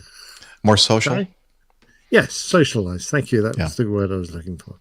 So anyway, that's been it really. We've enjoyed our time. Our normal walking area, which is the army ground, I've put a couple of crew logs up from the army ground, has been closed to us for well over a month now. The rumor around the village is that the Ukrainian army is up there doing some training. We don't know. But they banned it to all the general public, but it's opening again in a few days. So where was this footage from? That's from another walking area we go to, which is a short drive away. But so gotta sadly drive. we can't. Yeah, we got to drive there, which is a bit of a pain. But it's really pretty down there. Yeah, it really is. You can see, it's a lovely spot, and it's quite a deep, hollow dell, as we would call it in the UK. So it's very pleasant to walk all the way down and then wend your way back up again. You get a heart attack in the last bit, but apart from that, it's fine. It's good cardio. It is heart attack a day. It's good for you. Absolutely. So that's been my week doing that, and looking forward to it. Oh, and my little car is in having new tires and the rims return to something approaching normality. Why do your rims need to be? Because I keep driving into the curb. Sorry. My alloy rims do not like being driven into the curb. No, don't drive your rims into They're delicate rims. Well, I say me. My lovely wife has taken my sports car out for a few drives, and she's managed to scrape the whole front spoiler on the ground because she went through a large dip a bit well, I can't say a bit Too- speedily because too she much assures me velocity. she was very careful. Uh-huh. But anyway, I'm not going to get that. respect for that. I've ridden in a car with her driving, and I think that she was probably driving well under the speed limit. You reckon? Oh well, I don't think she was going very fast, but she sadly done about $1,000 worth of damage. But there She's you just go. taking her frustration from out on you in this way. I should get that back from the wheelman tomorrow with brand new boots on all four wheels and the rim all repainted. So that'll be nice. Anyway, Nice. we were onto the picture. Yeah. Yeah, that was an easy one, really, wasn't it? We had that passenger was bashed into the ceiling on a exec jet. So we were talking about rich owners and whether they wear seatbelts or not. So I thought we would recreate an imaginary incident with a rich owner going through the ceiling of his exec jet and all his money. Apparently, he carries a lot of cash. A lot of cash. Well, wouldn't you if you were rich? Yes, I'd I carry would. a lot of cash. I wouldn't know. Spread it around. Very good. That's actually that was all done through that. Not all done through the Mid-journey. AI-driven imaging platform that we go onto. But so I put the bloke and the money in, but the aircraft I thought was quite a reasonable representation. Mm-hmm. It was pretty good, I thought. Anyway, Yeah. all good fun. Yeah. Very nice. Okay. Coffee Fund, my producer is telling me it's time for that. So here we go.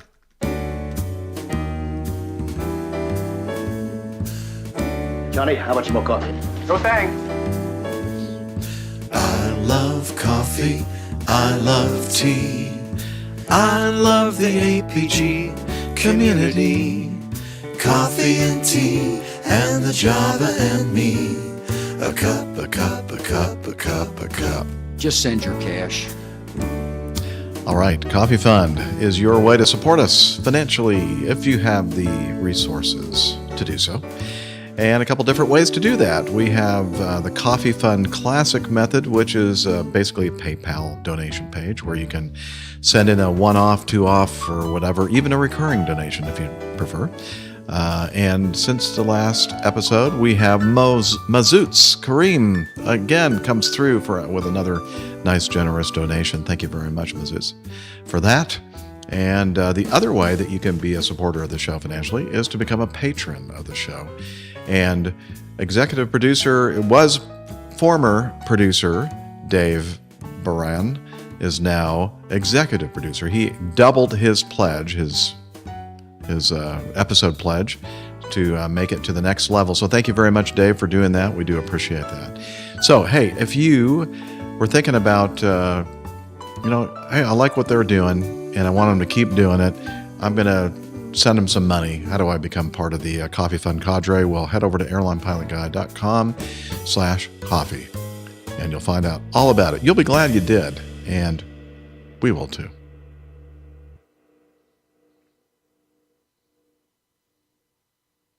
And this is where we maybe take a break. Yeah, no problem. I'm good. Actually, I don't think I grabbed a new drink in honor of Dublin. And I'm using the glass, probably Steph. Oh, turn it around. And it recognizes. hops in the hanger. Yeah. Yeah. Turn around. It's like don't turn do it that. 180 degrees. There you go. Yep. Oh, there you go. Hanger. Thank you. Oh, very good. Hops in the hanger. Yeah, February like 28th, 27th of 2020. This one's 2020. That was like Yeah. just pre-pandemic. Yeah. I have the same glass. Excellent. Good times. It was good times. Yeah, I think I will get one more beverage. Well, you just go ahead and do that then. See if we care. And to finish that one first. I mean, I don't care. Do you care, Captain Nick? I know. I'm like Shingles. Shingles doesn't care. I know. Thank you. Wow, he had that. See how well we work together. I had the cursor right over that, just waiting for the appropriate time to press the button. Excellent. Yes. All right. Yeah. I'll be right back. Okay.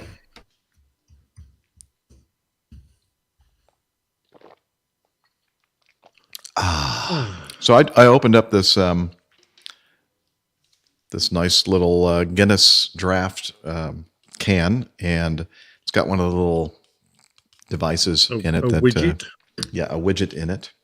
And then about half of it poured over out over my leg and onto the floor. Open it gently and stop shaking it. I did not shake it, and I thought I was opening it gently, but apparently I didn't use proper technique. Oh well. Oh dear. It's not the end of the world. We did have Pip. Did you notice that? We had Pip in the... Is he still here with us? Because we have some feedback from him. I haven't seen it. Yeah, I know. I haven't seen him for a little while. He hasn't made any comments, put it that way. You know, he gets easily bored, I think. Is Tim Van Ram being politically incorrect here? Well, almost certainly. Using grease on the curds makes them slippery. I'm assuming he's talking about like oil grease and curds, like cheese curds, like from Wisconsin. I know the curbs. So the curbs. Oh, maybe he's just misspelled curb. Oh, okay. My biggest mistake was trying to get out of a car park by taking a shortcut. And I couldn't get my front wheels around the concrete guides that lead you up to the gate. That was one of my mistakes. And the other was doing a U-turn in a road, and I thought I had just enough room. You were wrong. Yeah. This is why you need a Jeep. Well, you mean you don't have wheels on a Jeep? No, I just don't care about the curbs. Oh. No chance of it for me. Well, it'd have to be a very substantial curb. I just drive over them on purpose frequently. Well, yeah, sadly, I've got these really low profile tires, my electric car is the same way. I got to be a lot more careful there. Yeah, so that's the thing about the car that I have. They have the 19-inch, but the really low profile tires, and I think the actual wheels, the rims, stick out beyond the rubber of the tire. Who designed that? I don't know. And it's like you get a little bit close, and then all of a sudden you hear this awful noise. You go, like nails on a chalkboard. I remember the first time that I did it, I'm thinking, oh, I felt so bad. And then after the second or third time, I thought, okay, whatever. They're just wheels. Now it's just a design addition. It's like no going back to like unblemished the wheels. tires I've got on have got a good half-inch of rubber as a buffer. And in fact, I've ripped off most of it. Now you're like in my situation. Exactly. But after they ground back about, forget, it'll probably be about 5 mil. I'll have to grind these alloys back. Then I'll have a bit more room. Between me and smacking the curb. So, Tim, I could really use those things. And Tim and I remember curb feelers. I don't know if you had those in I know the UK. I know, the US was a thing. Yeah, it's like these things, and they're like whiskers that stick out, and they make this obnoxious noise when the whiskers, curb feelers, feel the curb, and then you're getting close. So here's the crazy thing, though, about my little, as I call it, the Batmobile, my battery mobile. It's got cameras everywhere, so I can actually see like a lot, especially the front tires. Like there's little cameras in the that's useful. The side view mirrors that point down at the wheel. So, and it makes like a 360 image of the car too. So I can usually tell how close I've gotten to the curb.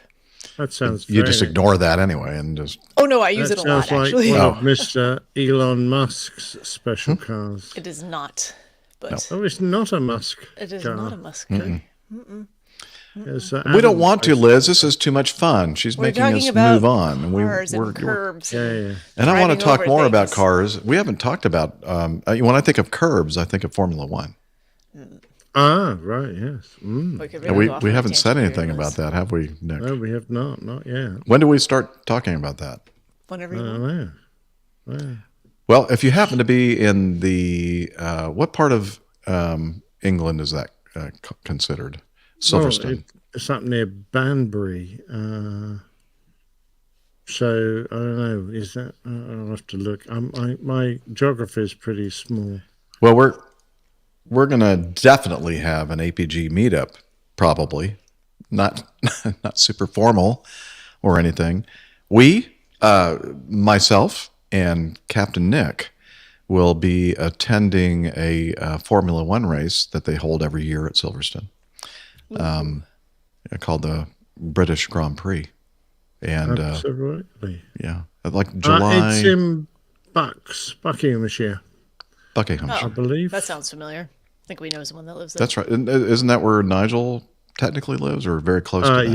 Yes, indeed he does. In fact, I think we might be spending some time in his place and his country possibly estate. hook up with him afterwards. Yeah. So, the first part of July. So I guess that's like the July 8, 9, 10, something like that. July. Let me get my calendar out. Coming up soon. I can't wait. I think it's the 7th, 8th, and 9th is that. I think it's that weekend of July. The British Grand Prix. The Grand Prix is Friday the 7th, 8th, and 9th. You'll be obviously arriving before that and leaving after that. But Yes. looking good. That's looking good. Yeah, so that's the plan. But I'll be over there, and it'd be a great time to get together with any of you who happen to be living over there or visiting at the time. And so it's a nice central area, that around Milton Keynes, Northampton, Banbury, that kind of area. So a lot of people from the Midlands. In fact, you can get to it from almost anywhere. It's going to be great fun. Yeah, I'm so looking forward to it. So just thought I'd throw that out there, unofficially. Woohoo. Yeah. Okay. So I think that we need to play a feedback bumper, and then we can continue with some feedback. And here we go.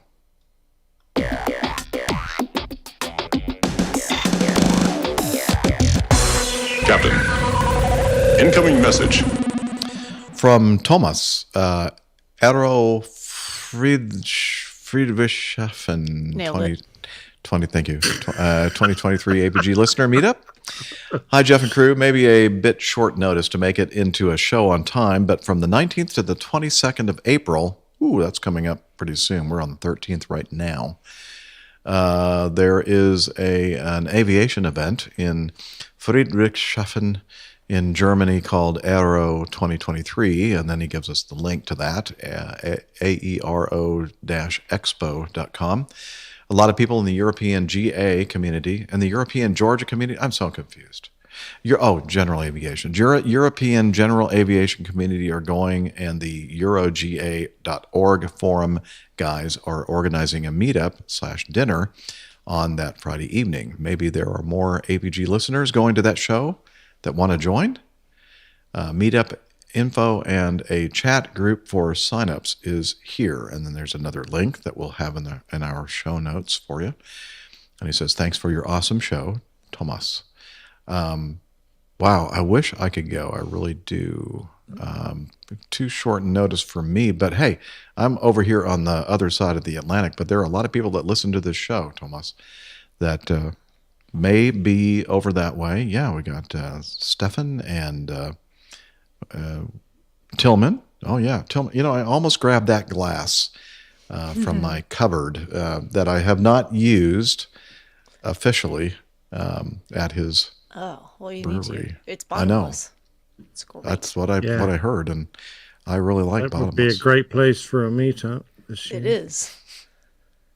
Marcus? Oh yeah, who? Marcus? Marcus, Fabian. Yeah, I know.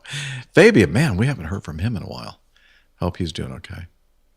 Oh, cool. All right.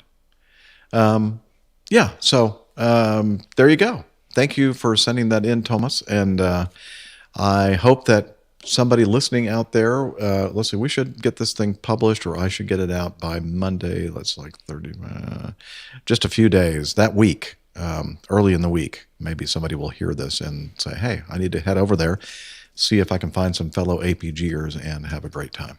And if you do, please make sure you take pictures and record audio and then send it to us. Oh, absolutely, yeah. And whilst you're massacring German words, I've realised that in my plain tale I've got a couple of German words, and I've after recording it, I looked back at my script and went, "You pronounced that completely wrong," and it's a rank in the German military that I believe is correctly pronounced Kapitänleutnant, and I say Kapitän Lieutenant, and I know that my German friends, because they love just making sure that everything is correct, they will have spotted that. So I'm going to apologize beforehand. Well, I'm disappointed, Nick, because I've seen your scripts, and you usually put like spell it out phonetically. I do indeed, but I thought I would have no problem with this one. But so you thought, I don't need any kind of cheat. I got this. Exactly right. So I carried, and it wasn't until well after the event, too late to correct it, did I go, oh, that was a pretty useless. Tim Van Ram says a German word for Vaseline is der Wiener Schleider. Yeah. Der Wiener Schleider. All right. Wow. Tim, have you been drinking today? Thanks for reading that, Jeff. That's 18:21, so it's only 3:21 in the afternoon. I think that we need to be concerned about Tim On a Thursday. On a Thursday. Yeah. Yeah. Oh, he's washing his RV. We That's right. might need an APG intervention. Wait, I think that involves more of the same. It probably does. It's sympathetic drinking, I think they call it. That's right. Okay. My box said it's group therapy. Oh, well, that's good. Excellent. Oh, man. Next. Okay. All right. Where were we? What are we doing here? Oh, okay. Number 3. I'm hearing number 3. I'm hearing number 4. We finished number 3. We're moving on to number 4. Okay. Let's do that. Good. Here we go. And Liz is yelling to you, Steph. Thank you, Steph. I got you, Liz. I got you. All righty. This is from Skylar. I was so thrilled to hear that. Is that from that musical? The Schuyler Sisters? No, different Skylar. That's Hamilton. That's what I was thinking of. Isn't this to do with Hamilton then? Mm-hmm. We'll find out as we read through it, but I kind of doubt it. Yeah. Oh. Let me continue here. I was so thrilled to hear that the Colgan Air flight was this week's plane tale. I always love how much detail Nick digs up. I had no idea that those regulations we have today were put into place in response to that crash. Thankfully, regional pilots are paid much better these days and can afford to live off base and stay in hotels during commuting. As someone on the verge of starting flight school, 1,500 hours can seem very daunting. There are a few programs that try to work around these regulations, such as Destination 225 with Southwest. But for someone like me, not interested in uprooting my family and moving to another city, it can be an isolated feeling trying to figure out where to go, what kind of curriculum is right for me, and how to manage the costs. I have done years of research just to feel comfortable enough to pursue this journey. I hope that in the future, all airlines can offer an apprenticeship type program and really make the industry a lot less intimidating to join. I would like to finish with a couple of questions for the crew, if that's okay. I don't know. What do you guys think? Is it okay? I'll allow it. Yes, good. Okay. Okay, Steph will allow it. Number 1. What is one airport that you have yet to fly as a pilot or passenger that is at the top of your bucket list? I have my answer. Okay. Contestant DS, Dr. Steph, go ahead with your answer. St. Martin. Oh, yeah, that's a good one. have To see all never those been people in their bikinis and whatever. I mean, and- I was planning on being on the beach, so fly in and then go to the beach and then partake in the activities and then. Okay. I like that. That sounds like fun. Nick? I would go to the opposite, and I'd like to land in the Antarctic. That is a very close on my list of things as well. But you're talking about actually on the ice and not the water. Yes, correct. Yes, Okay. Just on want to the- clarify. Okay. Liz says that Singapore is her airport of choice that she would it's like nice on her airport, bucket actually. list. Changi, I've been in there. Yes, I've landed a 340 in there. Okay. I would like to listening to Captain Al talk about and Neville Bounds going into Gibraltar. Sounds like it's very. And I actually, I tried to do it in a simulator when we were in England a couple of years ago. Didn't work out very well for me, but I'd like to do it like in a real airplane. I think I'd do better. Did with you that. hit one of the monkeys? Is that what happened? One of the apes? I don't recall seeing any apes or monkeys, brass or otherwise. Well, there are apes that live on the rock on top of Gibraltar. Oh, okay. And they're sort of a good luck charm for the island. And during the war, they began to diminish in numbers.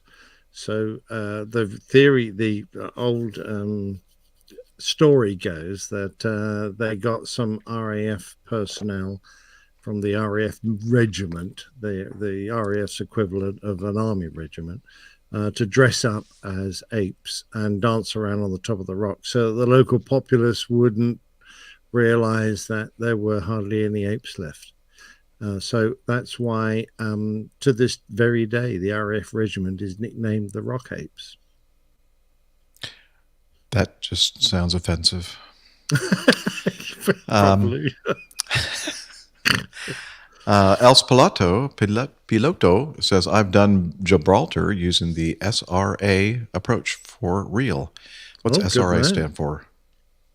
The eddy currents off the rock can be Surveillance brutal. radar approach. Oh, okay. Not- So that's not what a I've heard, theory, and that's not what an Captain Alice FRA. has shared with us, that the wind patterns can be very challenging, and that's Yeah, he I think says what you I'd can Tailwind, yay! Yeah, you get tailwind on both ends Both of the ends. runway. So Mm-hmm. how does that work? I love wind up my tail, and I think I'd be very at home there. So that's my bucket list. Oh, wait, where are we talking about flying or something else now? I don't know. So we went from question number 1 to question number 3. Is he just like messing with me here? Or did somebody delete one of the questions? Yeah, I that's never a good saw point. question number 2. Okay. Skylar, quit messing with us. So we're going to go from question 1 to question 3. If you could change career paths with one of your fellow APG members and do it all over again, who would it be and why? Oh my gosh. I'd change Wow. with Liz because I'd like to be retired. I'd change with Liz because I'd like to know what to do to make money. I would, oh, heck, if you could change, you wouldn't I mean, have there's three of the same option, and then like a couple different ones that are Yeah. very different. I think that when we get the benefit of listening to the amazing adventures of Captain Nick and his RAF Form 414, Volume 1 through, what are we on now, 21, 22, something like that. And he has so many amazing experiences, and I think I would probably trade with Captain Nick just to kind of You experience realize some of most that. of those experiences have involved enormous bollockings. Yeah. Well, that's what makes life interesting, doesn't it? I mean, I didn't even know that so word many- could be used that way. It's crazy. All right. Right, so Learn yes. something. Learn something I mean, today. yeah, some of my most interesting stories are ones where I've done something, yeah, weird Being or hauled up wrong. in front of the boss. Yeah. Like, or Rembrandted, as Budgie used to say. Rembrandted when you're putting the picture. Okay.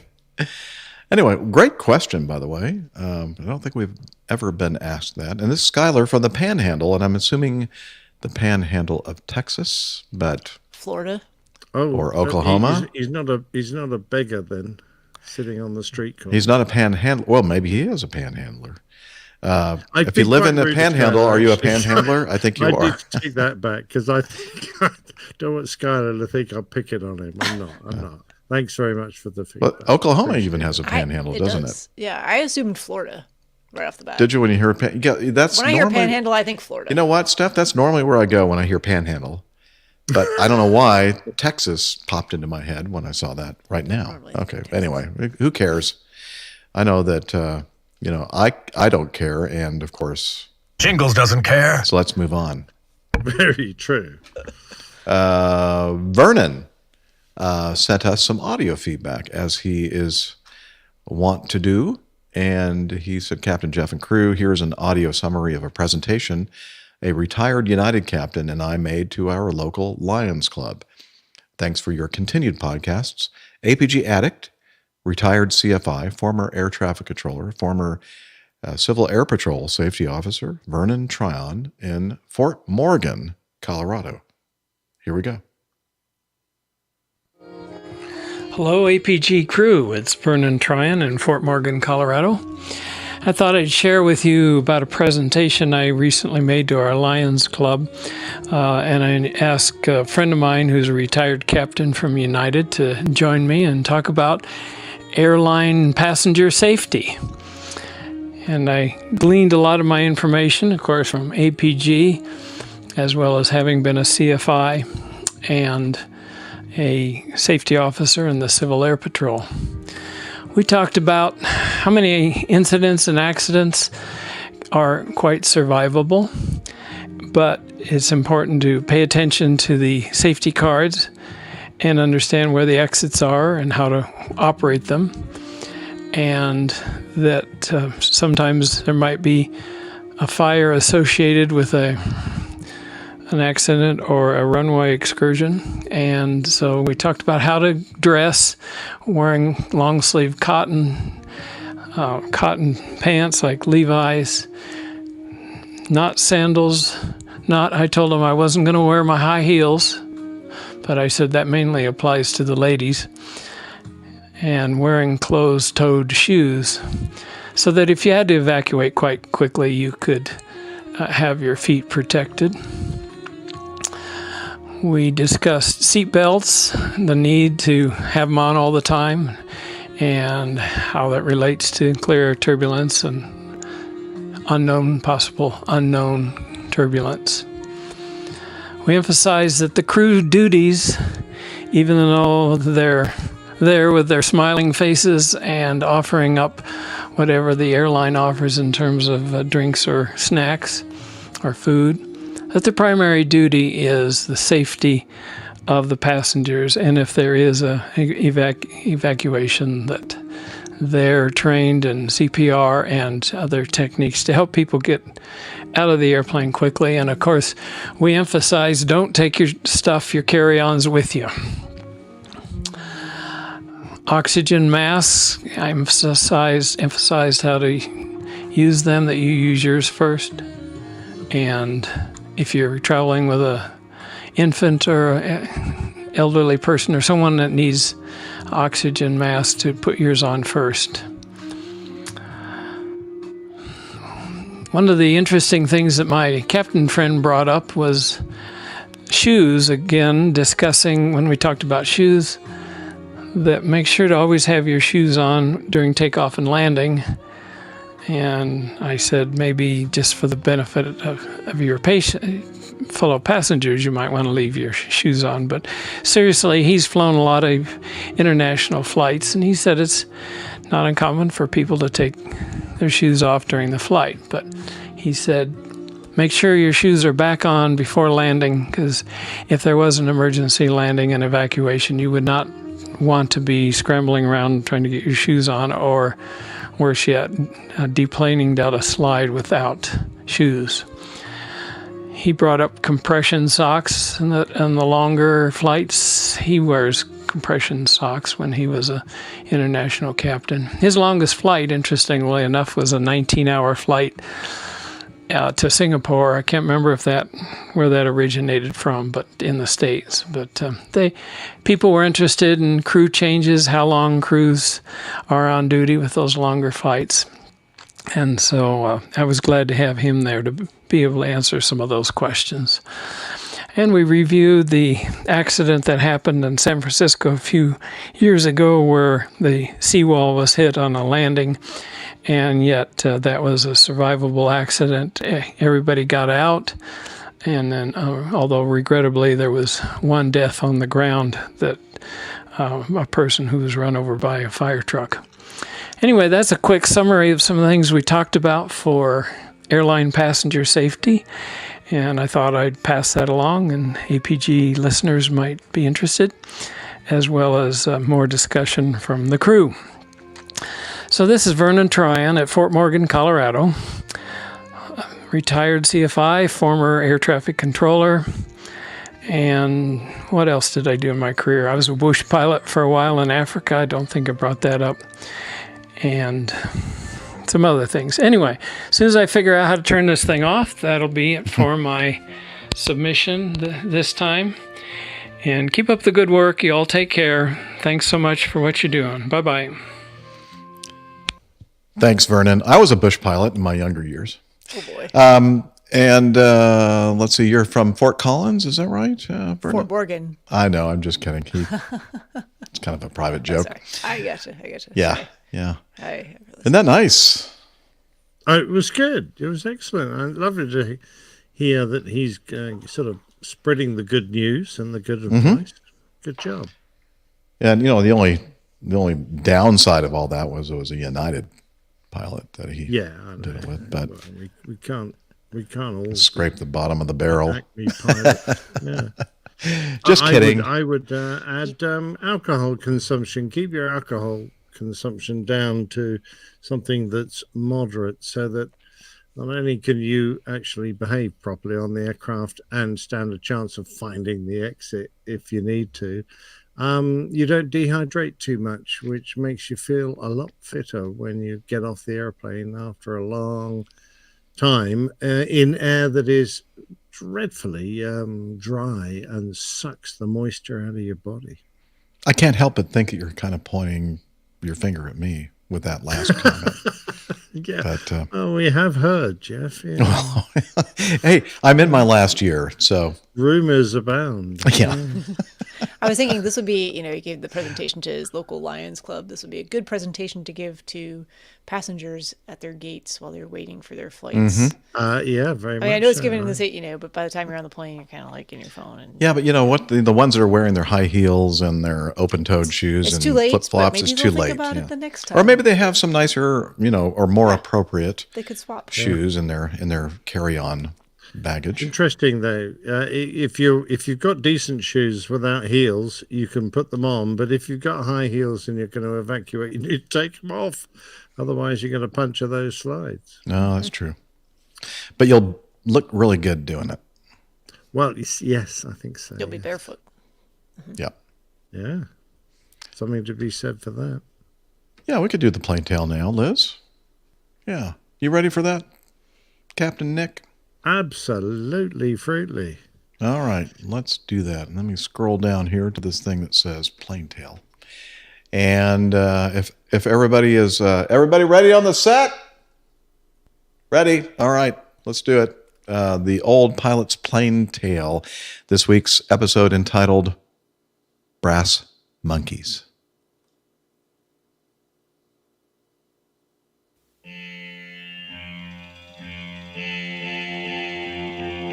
The Old Pilot's Plain Tales. Brass Monkeys. Traditionally, the phrase brass monkeys goes hand in hand with weather so cold that only a naughty-sounding description like, "It's cold enough to freeze the balls off a brass monkey," will suffice. Whilst the true origin of this nautical quip has faded into the mists of time, there were plenty of objects that were nicknamed monkeys, including a small single-masted trading vessel, a small wooden cask for grog, a type of marine engine, a fast-climbing sailor, a canal narrow boat, a tight and short jacket, a small mast, a block used as part of the rigging, a type of cannon, a short hand spike used for aiming a carronade, and the boy who carries the powder up to the guns of a fighting ship, to name just a few. It's widely believed that the phrase refers to the dimpled brass plate used to hold a pyramid of iron cannonballs ready for use. When the weather was cold enough, the unequal contraction of iron and brass would shrink the brass monkey sufficient to dislodge the shot, thereby freezing the balls off. If, however, you were the crew member of a NATO aircraft in Europe during the tense times of the Cold War, brass monkeys meant something very specific. It was a code phrase that everyone knew of and listened out for on the guard frequency, just in case it was broadcast. The Cold War was something of an arms race, and both sides were hopeful that by accident or design they might get their hands on some valuable items of military hardware that they could examine to get an edge on their opponents. The latest fighter jets were a prize truly worth yearning for, but as rare as hen's teeth, certainly for the Soviets. We in the West had the advantage of being in a place where defectors actually wanted to go to. Since it was rare for Allied pilots in Europe to defect to the Soviet side, they tried tactics to lure them over the East German border, such as pretending to be a friendly controller and giving false instructions to head east, or meeconning NATO navigation beacons. This was a technique of broadcasting false navigation signals, imitating and overpowering friendly beacons, so that the aircraft's equipment would give false readings. As a counter to such techniques and the more likely effect of simple navigational errors by pilots, NATO enforced a 30-mile buffer zone on their side of the East German border, penetration of which was forbidden. Should any Western aircraft be seen to enter this buffer zone, the call went out on the distress frequency, guard, brass monkeys. On hearing this, standing orders required that regardless of where you thought you were, every Allied aircraft was to turn and head west. Every single NATO pilot that intended to operate in European NATO airspace was so briefed. What occasioned the adoption of the brass monkey's call were a number of embarrassing incidents, such as the 1961 Luftwaffe Thunderstreak incident. From 1956 onwards, the West German Air Force had equipped with a considerable number of F-84s and RF-84s, totaling 558 airframes. At the time, violations of the airspace on both sides of the border was fairly common, and whilst about 2 NATO aircraft a month strayed across, in the 4 weeks between August and September of 1961, 38 Soviet aircraft penetrated West German airspace. What's more, until German reunification in 1990, the Luftwaffe was forbidden to fly to the western occupied zones of Berlin. The incident started when NATO held Exercise Checkmate, and thunderstreaks from the Bavarian Air Base at Lechfeld were tasked to fly a navigation route from Würzburg to Lyon in France and then to Memmingen. It was, according to a contemporary account from other Lechfeld aircrew, the simplest thing in the world. Unbeknown to the two luckless pilots that attempted it on this day, a radio compass error of some 50 degrees in the leader's aircraft, plus a strong wind from the west, ensured that they didn't even complete their first leg. On the way to Lyon, they mistook Liège in Belgium for Reims in France. Somewhere over Cologne in West Germany, the two pilots now made a turn towards the east. This put them right on course to cross the border into East Germany and onto Berlin via some of the most heavily defended airspace anywhere in the world. They were then picked up by NATO radar sites heading east towards South Berlin. Twice they missed calls telling them to turn around as they were talking amongst themselves trying to establish their position. However, the East Germans and their Soviet allies were already well aware of what was happening and had sent up interceptors to catch them soon after they penetrated communist airspace. Reportedly, no fewer than 42 fighter jets, consisting of various kinds of MiGs, had been scrambled from Soviet air bases in East Germany. But the F-84s were protected by thick layers of cloud. It was only when they recognized that they were north of Leipzig, deep within East German airspace, and now being chased by a large number of Soviet fighters, did they realize the magnitude of their error. Before the MiGs had a chance to catch the NATO jets, the intruders were over Berlin airspace, where the four powers, France, the Soviet Union, the United Kingdom and the United States, exercised joint control of the airspace since the end of World War II. They declared a mayday, and realizing the danger the pilots were in, a controller from the Berlin Air Route Traffic Control Center ordered them not to turn around and face the swarm of threatening Soviets, but head for Berlin's Tegel Airport. By hiding in the cloud cover and using their speed, they remained ahead of the threat and headed for the airport.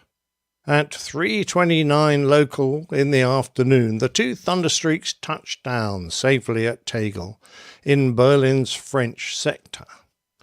Soviet authorities remained silent for a few days before officially protesting against the West German provocation and threatening to shoot down aircraft if the incident were ever repeated. The Soviet Air Command in East Germany was less than impressed with the unpunished flight of two Western fighter planes through their airspace. However, it chose to blame the bad weather for the incident rather than the failure of its ground control to intercept the Luftwaffe aircraft. Herr Willy Brandt, whose third-hand Mercedes I once owned, but that's another story, the mayor of Berlin, was furious that the two pilots violated international conventions in a time of strained relations between the East and the West, and, in response, senior Luftwaffe officers announced that any commander whose unit violated international borders would be immediately replaced. This was dubbed Beer Order 61, as it had been formulated late at night over a few steins. The two Thunderstreaks were hidden in hangars, and rumours abounded as to their fate. Had they been repainted in United States Air Force markings and returned? Were they dismantled and transported back in pieces? It wasn't until 1970 that the truth emerged, when the aircraft were accidentally discovered buried on the airfield. The pilots involved were removed from flying duties and transferred to become ground crew. 11 months after this incident, the Soviet threat to shoot down aircraft violating the border was realized when the Bundesmarine Seahawk was engaged by MiG-21 fighters when it accidentally crossed into East Germany.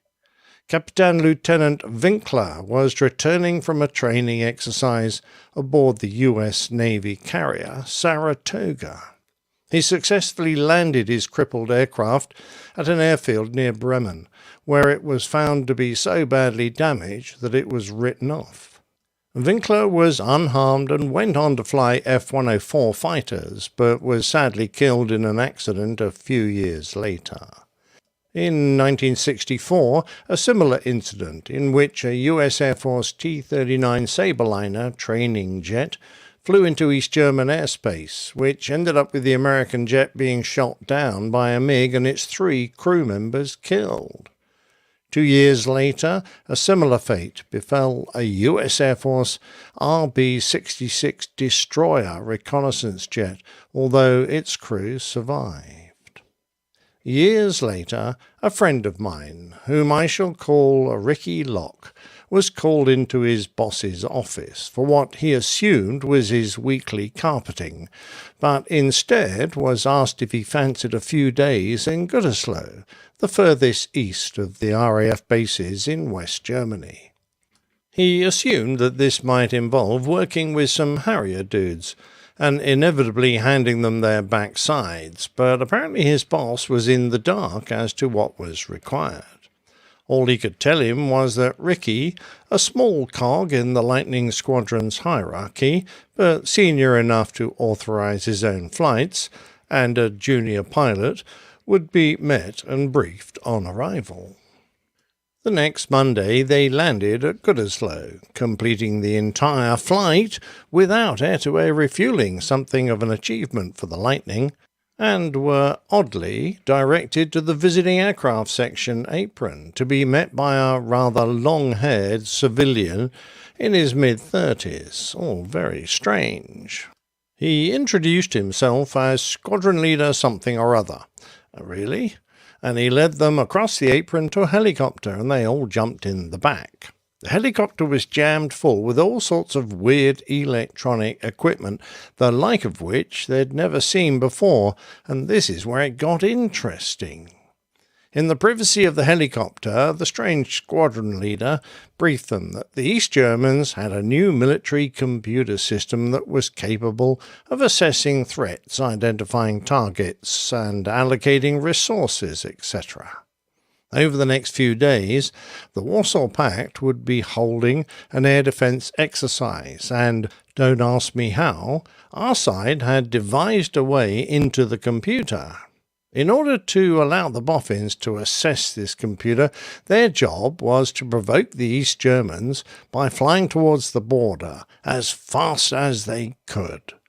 That is the sort of thing that a fighter pilot doesn't need to be told twice. The authority for the exercise, they were told, came right from the top, and very few people knew anything about it. They were also given the name of a very senior RAF officer and told to refer any questions to him. Because of the sensitivity of the operation, they weren't allowed to stay in the officers' mess and mingle with the riffraff. Instead, they were billeted downtown in a swish hotel on allowances. Good news. The next morning at Met Briefing, the Harrier pukes, many of whom they knew personally, barely acknowledged them, probably having been told to steer clear. But it was obvious that they were desperate to know what was up. Ricky filed a VFR flight plan and was given clearance ahead of a Harrier 4-ship to take off on the easterly runway. He departed in full reheat, blasting off the end of the runway, and stayed in full reheat, heading east. Gütersloh wasn't that far from the border, so the following Harriers must have realized that something unusual was going on. NATO aircraft were not normally permitted to fly within 30 miles of the border, the start of the buffer zone. To fly into the buffer zone could make people very unhappy. 10 miles from the border was the Air Defence Identification Zone, or ADIZ. Flying into the ADIZ could be a bad idea, firstly because the same people who were unhappy about flying into the buffer zone would be absolutely livid about one entering the ADIZ. Secondly, No matter how fast your aircraft, there would always be someone on the ground with a missile that was faster. 2 or 3 minutes into the flight, Ricky was supersonic and climbing through 20,000 feet or so when the first Brass Monkeys call came over the radio. Brass Monkeys, aircraft heading east at high speed 50 miles east of Gooderslow. Brass Monkeys. He ignored it. Leveling at about 40,000 feet at Mach 1.3, he watched the TACAN beacon as the range rolled over. He needed to time this very carefully.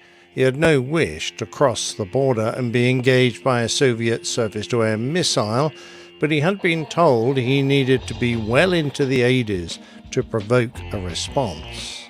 The Brass Monkeys calls were now coming thick and fast, so he turned guard off. He was concentrating. Guessing he was now entering the 80s, he turned north. At Mach 1.3, the turning circle was significant, and Ricky was wary of drifting too far east by mistake. When he rolled out on the new heading, for the first time he pulled the throttles back and slowed to subsonic speed to save a little fuel, and then he saw them. 2 shiny dots with their accompanying contrails flying about 5 miles to the east of him on a parallel track. Russian-built MiG fighters, probably MiG-21s. They stayed with him for about 20 miles until he peeled off to the west, a maneuver that he'd discussed before to confuse the opposition. After a few minutes, assuming the MiGs had now lost interest, he turned east again, accelerating to supersonic speed once more, and began climbing. Because he was only wearing a flight suit and not a fancy pressure suit, Ricky was theoretically limited to 56,000 feet, so of course he didn't go any higher than that. On reaching the 80s, he turned south and within a few minutes had company again, this time on his left and below him. No doubt they were desperate, as he would have been, for the interloper to cross into their airspace so they could point out to him the error of his ways. Sadly, the limiting factor of a Lightning pilot was invariably intelligence. Fuel. So after less than an hour he had to head home. On landing, he was met by a very unhappy operations officer who rushed him into an office. Apparently, OC Ops wanted to talk with him, and he had better have a good story. He's apoplectic. He picked the phone up, dialed a number, and handed him the receiver. Good afternoon, sir. Flight Lieutenant Locke speaking. You can imagine the tirade he listened to, but the last thing he heard before OC Ops paused to draw breath was, "What the hell did you think you were doing?" It was a sweet moment. "I'm sorry, sir. I must refer you to," and he gave him the name of the very senior RAF officer. Silence followed. "You mean this has been authorized?" "I'm sorry, sir. Once again, I will have to refer you to the very senior RAF officer." It was the first and only time that Ricky Locke had ever been called in for a bollocking and come out on top.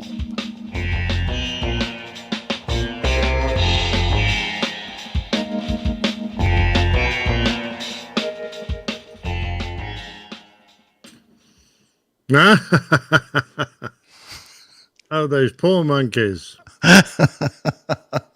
No. Yeah, that's so Freeze cruel. indicator. Well, you never know. One of them just might be a lady monkey. Probably, yeah. Sorry. It's my messed up great. mind. I don't know what to say about that one, Nick. Well, I have to thank Ricky Locke, whose recollections have been apparent in more than one plain tale, but he has, like many of us who've lived through that period of the Air Force. Got a wealth of excellent stories, and that's just one of them. But we were also terrified of drifting over the border by accident, and that it was just a real no-go area, and to actually be authorized, in fact ordered, to deliberately go right up to the border was a rare occurrence. I thought that was a very interesting story, and of course, having discovered that Ricky had done it, then of course it led me on to the Luftwaffe, and of course there were other instances of RAF and USAF aircraft drifting over the border by accident. But oopsie, it was a tense old time. People forget just how antagonistic we were to each other, and actually how many personnel gave their lives doing intelligence work close to or even over the border.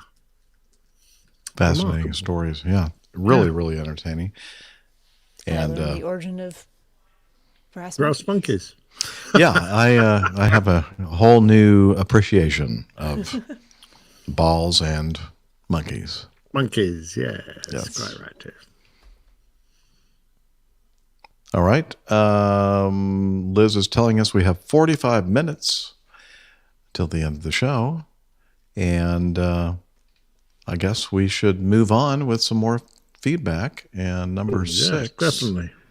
She's saying we should go to, and this is from Brian from Katy, Texas. He says, on my flight from San Francisco, SFO, to IAH, George Bush Intercontinental, Houston, the flight was delayed because of technical difficulties. After boarding an hour late, the captain did a good job of explaining that it was a problem in the rear galley that needed to be fixed. We pushed back from the gate and headed out. About halfway to the runway, we turned around and went back to the gate.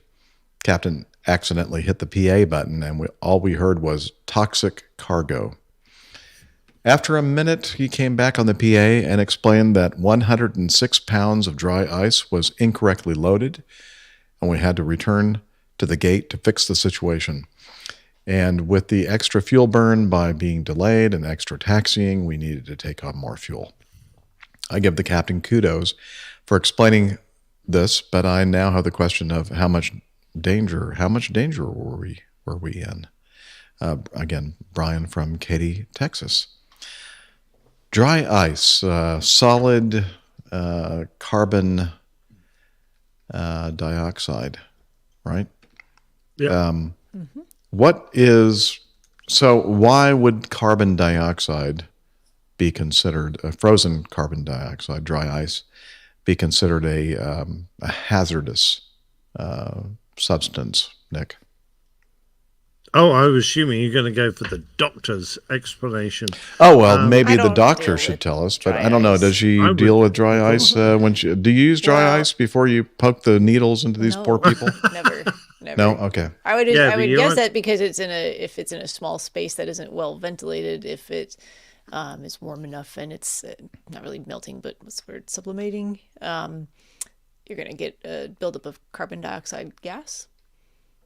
Yeah, that's exactly right, Steph. For example, we used to carry a lot of cargo that was kept cool. Sort of live fish, would you believe, that was kept cool enough to stay alive for the entire flight, plus lots of perishables that were cooled by dry ice. So we used to carry a reasonable amount of it. Now, in addition, in our cargo areas in the bottom of the 340, we had a section that held the crew rest module for the cabin crew. So imagine a sort of 8-berth caravan that's been dropped into the cargo hold and has got a stairway that goes up to the cabin where the cabin crew work.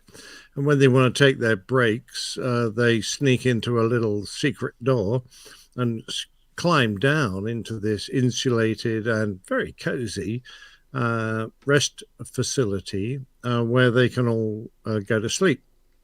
That shares the same space as the cargo hold. So, well, actually, it shared the same space as I think the forward cargo hold. I'm trying to remember. It's not important. But the fact is that if you had too much dry ice in the cargo hold that the crew rest facility was in, you could end up with a situation that, because of the thing you described, as the dry ice warms, it gives off carbon dioxide gas that could seep into the crew rest area, and it could threaten the lives of the cabin crew. Could certainly not do them any good, because obviously if you displace all the oxygen by putting carbon You need dioxide oxygen in as there, humans. it's not good for you. So we had to make sure that if we had cargo with dry ice, it was kept in the appropriate hold away from the crew rest area. And this is the same sort of thing. I suspect that they had a limit on the amount of dry ice they were allowed to have in the galley. And if they had too much, then it would, I mean, it's quite heavy, I think, carbon dioxide. So it rolls along the floor. But fact is, it can get kicked up by people, and you can breathe it.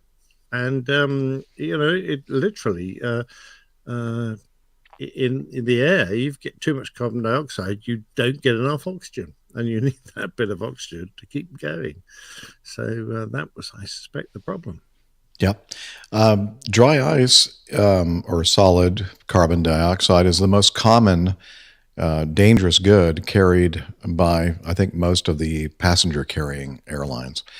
And as dry ice, as Nick mentioned, as it sublimates, it releases CO2. And of course, we as humans and mammals need oxygen to live. And there are certain requirements based on the aircraft type and size and such, and what compartments must be used for, one of the main things for me flying mostly narrow body aircraft for the last 20 something years is the fact that you want to make sure that if you are carrying dry ice in your cargo holds, that it's not in the same cargo compartment as live animals, and because obviously they need oxygen to breathe. And then Captain Nick also mentioned that situation where we have crew rest facilities that are also sometimes in that lower cargo bin area, part of the airplane. And something I learned when I looked into this answer of this feedback were type 1 containers that are used to transport high-value perishable cargo with high volumes of dry ice. And type 1 containers have robust insulation, which slows the sublimation of the solid CO2, allows larger amounts to be transported safely. Type 1 containers are too large to transport on narrow body aircraft. That's why I didn't know anything about it. So that's something that is used to transport very large quantity. But anyway, on my airplane, looks like we have a limitation of 100 kilograms total of dry ice, and maximum of 60 kilograms forward and maximum 40 kilograms aft compartment. And as I said before, it depends on the aircraft how much you can have, but that is probably, well, I don't know. I don't know if it had something to do with the actual dry ice in the rear galley, if that was a coincidence, or if it had something to do with the transportation of dry ice in some of the cargo compartments of that flight that you were on. I don't know what you said. Okay, let me back over here to the screen where I can see comments being made. The A380 cargo hold vent directly to the outflow valves. Oh, so no threat to the rest of the aircraft. Well, that's very clever. These Airbus people are very clever people. They think of lots of things. Yeah. Anyway. So we would, I mean, if we didn't have the crew rest facility down there would be no danger to the passengers, because 340 did the same. thing. The flow went, down through the avionics bay and then back into the cargo hold and through to the outflow valves. It was a problem, and it was one of those things that one of those kind of trick questions that the trainers love to ask you. So you just had to, keep on your ball when it came to, and how much dry ice can you have in the forward cargo hold? I don't know. It was well over 100 kgs. So let me look that up in my manual. 200 kgs. But I think in the rear cargo hold it was unlimited. That's what after where the outflow valves are. So that's no problem. Oh, that's very nice. Yeah, very cool. Well, hey, we want to say goodbye to Marin. He's off to eat burgers. Bye. I'm jealous. Yeah. Okay. Which one, Liz?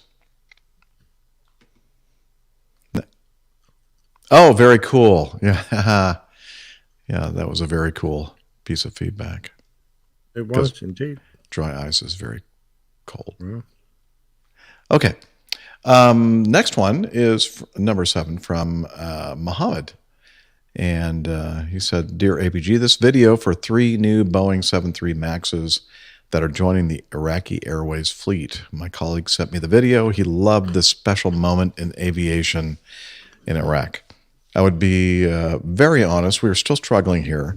We have a lot of issues, problems that are not solved yet, and these issues directly affect aviation facilities in Iraq.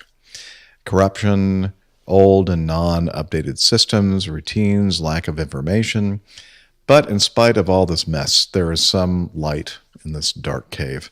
I feel happy when I see some good steps taken by Iraqi Airways or in our Iraqi aviation fields in general. Wish you well, Mohammed. All right, so he did send us some video, and 2 of them to be exact. And let me quickly, as quickly as I can, load those up, and we'll play them for you. And here we go. Here is the first one. And hit play, Jeffrey. Oh, I hit the wrong thing. I'm sorry. Here we go. A little windy up there in that tower. 3 of these. Let me turn down the volume a little bit. What's that, Liz? So, yeah. Well, don't we all? Liz is saying somebody needs a muff.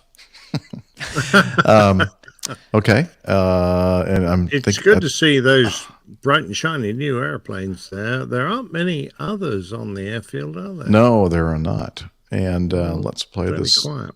other one, a little bit longer video. And here we go. I think this person actually has a very nice muff that he's employed in the audio, but you can still hear those nice jet engines. I love the color scheme as well. Yeah. They're going green by the looks of it. They are. Darn it. Where is that? I'm sure I can get it. Pushy buttons. Quickly. Come on, Jeff. Do it. We're going green. There we go. Well done, sir. Yeah, thanks for giving me some notice regarding that.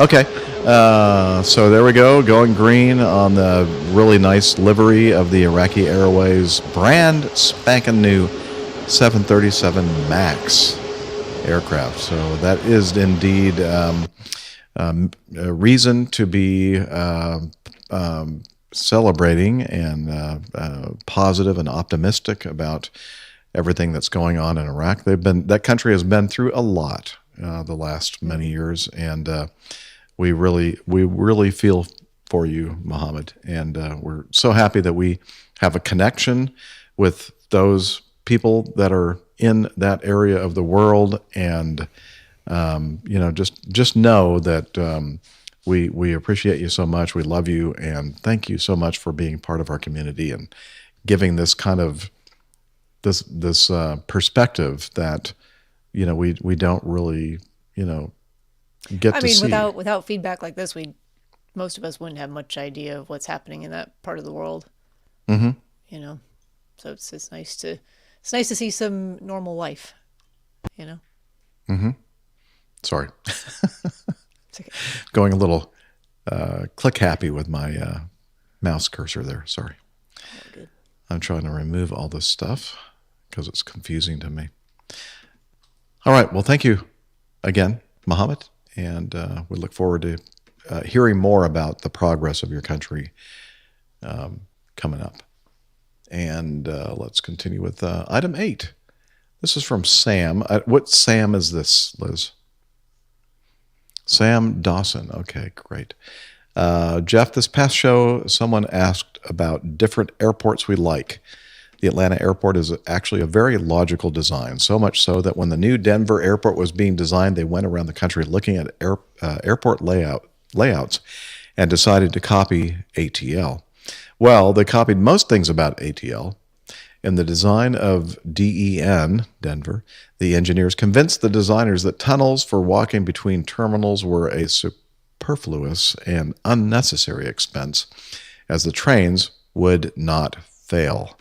They didn't study the trains in Atlanta very well. No, they didn't, because they do fail. Put this one up there with the infamous baggage handling system that was a failure. Oh, yeah, that was horrible. Yeah. Yeah, the automated baggage handling system, the most modern in the world. Well, it didn't really work very well right off the bat. He says, if you Google Denver baggage system, you get engineer failure case study. It's become obvious that trains. I mean, it's really funny if you look at it. They have some videos if you're not familiar with it, it's fantastic. Watching the bags getting just thrown. It's just not. Yeah. It's become obvious that trains, even modern ones, occasionally break down. At ATL, this is an inconvenience because we can walk. At Denver, this is a showstopper, as there's no other way for people to get to the terminals. To retrofit walkways after the fact would be extremely expensive, probably in the neighborhood of $100 million or more, just for a tunnel between Terminal A and B. So logically, the new Salt Lake City airport decided that they didn't need trains. Well, obviously, they learned from this lesson stuff. Obviously. You know how much walking you have to do there? Yeah, but you've run marathons. So is it really that big of a deal? I'm just thinking about like the average person. It's not, Not for you, but for others that have trouble. Yes. I mean, yeah, anyone who doesn't want to walk like 4 miles to their gate is out of luck. Yeah. So maybe there's... Liz, could you put up the picture of the terminal again? Because I used to fly into Atlanta. How do you get from F to anywhere, Foxtrot? Because that's where we parked. That's international stuff. We don't want to... I can tell you. Yeah. I know, because I sometimes actually come into and depart out of Foxtrot, the F terminal or F concourse. There is an underground system, a train system that connects F, E, D, C, B, A, and T. So it goes all the way to F, does it? Yes, it does. Oh, it really does. We didn't need to use those awful buses. Okay, fair enough. No, you don't have to use the buses. And I agree with you. They are awful. I've done that a few times. The international shuttle is horrible. And yeah, if you can help it. But the way they kind of divert the traffic and like you're coming in and you're having to go through customs, I think that if you pretend that you're like getting on a connecting flight, you can successfully maneuver yourself and get down into the transportation area of the below the bowels of the airport and grab a train and go. By the way, where's Dixie? Well, that's another. That's a whole other story with lots of. Yeah, for so many years at Atlanta, they called taxiway Delta. They called it Dixie, and And they claimed that the reason that they did that is because Delta Airlines, this is their home airport, and that would be confusing to the Delta pilots. Well, I have a friend that flies for Delta Airlines, and they never get confused when they go to other airports that call their taxiway D Delta. But for some, so it's a very stupid reason not to call that taxiway Delta. They finally changed it to taxiway Delta. Finally. Oh, right. Okay. Anyway. Excellent. I have a Mexican friend who does tunnels for cheap. Hey, there you go. Denver, call. Yep. I-Haul Boxes. He's got some connections there. They can take care of that for you. A lot less than $100 million. Mm-hmm. Yeah. Slightly less comfortable than what you might be accustomed to, but yeah, it'll serve the purpose. May not be the kind of tunnel that you're expecting. You have to crawl. Okay. Sam, is this also Sam Dawson? He said the story of the errant bag at SFO reminded me of an incident a number of years ago. Okay, we talked about that. We saw some video of the bags kind of traveling very rapidly across the tarmac at the San Francisco International Airport. I was an ATR 72 captain for Acme Express. One very windy day, I was sitting in my seat between turns, munching on my delicious mystery meat sandwich and observing the well-oiled miracle of a machine that is Atlanta Hartsfield. A baggage handler drove up to the forward baggage compartment door, unhitched his load of bags, and began talking to some of his fellow baggage handlers. The baggage cart brakes must have been defective, because as I watched, it slowly started to move away. The baggage cart was so sneaky and stealthy about it that the baggage handlers didn't notice. I tried to shout at them, but no luck. Fortunately, the ATR is equipped with a horn for just such situations, so I honked it. No response. Meanwhile, the baggage cart, now out of reach of the baggage handlers, began to pick up speed and selected its target, an unsuspecting mad dog, minding its own business on the other side of the ramp. 3. I leaned to the horn, not letting up. Finally, the head ramper looked at me in exasperation and threw up his arms as if to say, "What's so important to interrupt our discussion here, you silly pilot?" I emphatically pointed to the kamikaze baggage cart, now well on its way across the ramp and picking up speed. It was like a scene from the Keystone Cops. The head ramper followed my point, saw the baggage cart now racing across the ramp, and said something to the effect of, "Hey guys, we probably should stop that baggage cart," as they all suddenly started racing across the ramp. Taxiing aircraft were stopping or moving out of the way to avoid the cart. Meanwhile, baggage handlers were racing after it, also trying to avoid airplanes. The dastardly baggage cart was finally corralled short of its objective, saving a good deal of embarrassment and possible aircraft damage. Fortunately, this was during the days before smartphones, as I'm sure this would have been videoed by several passengers in the terminal if it occurred today. Back then, we had, quote, plausible deniability. Keep the sunny side up, Sam. Great story, excellent. Yeah. Those toolkits on wheels are another nightmare. I do remember one in a big store up at Lucas, setting off across the, and they're heavy, across the apron and ploughing into one of our flight commander's Jaguars. Oh.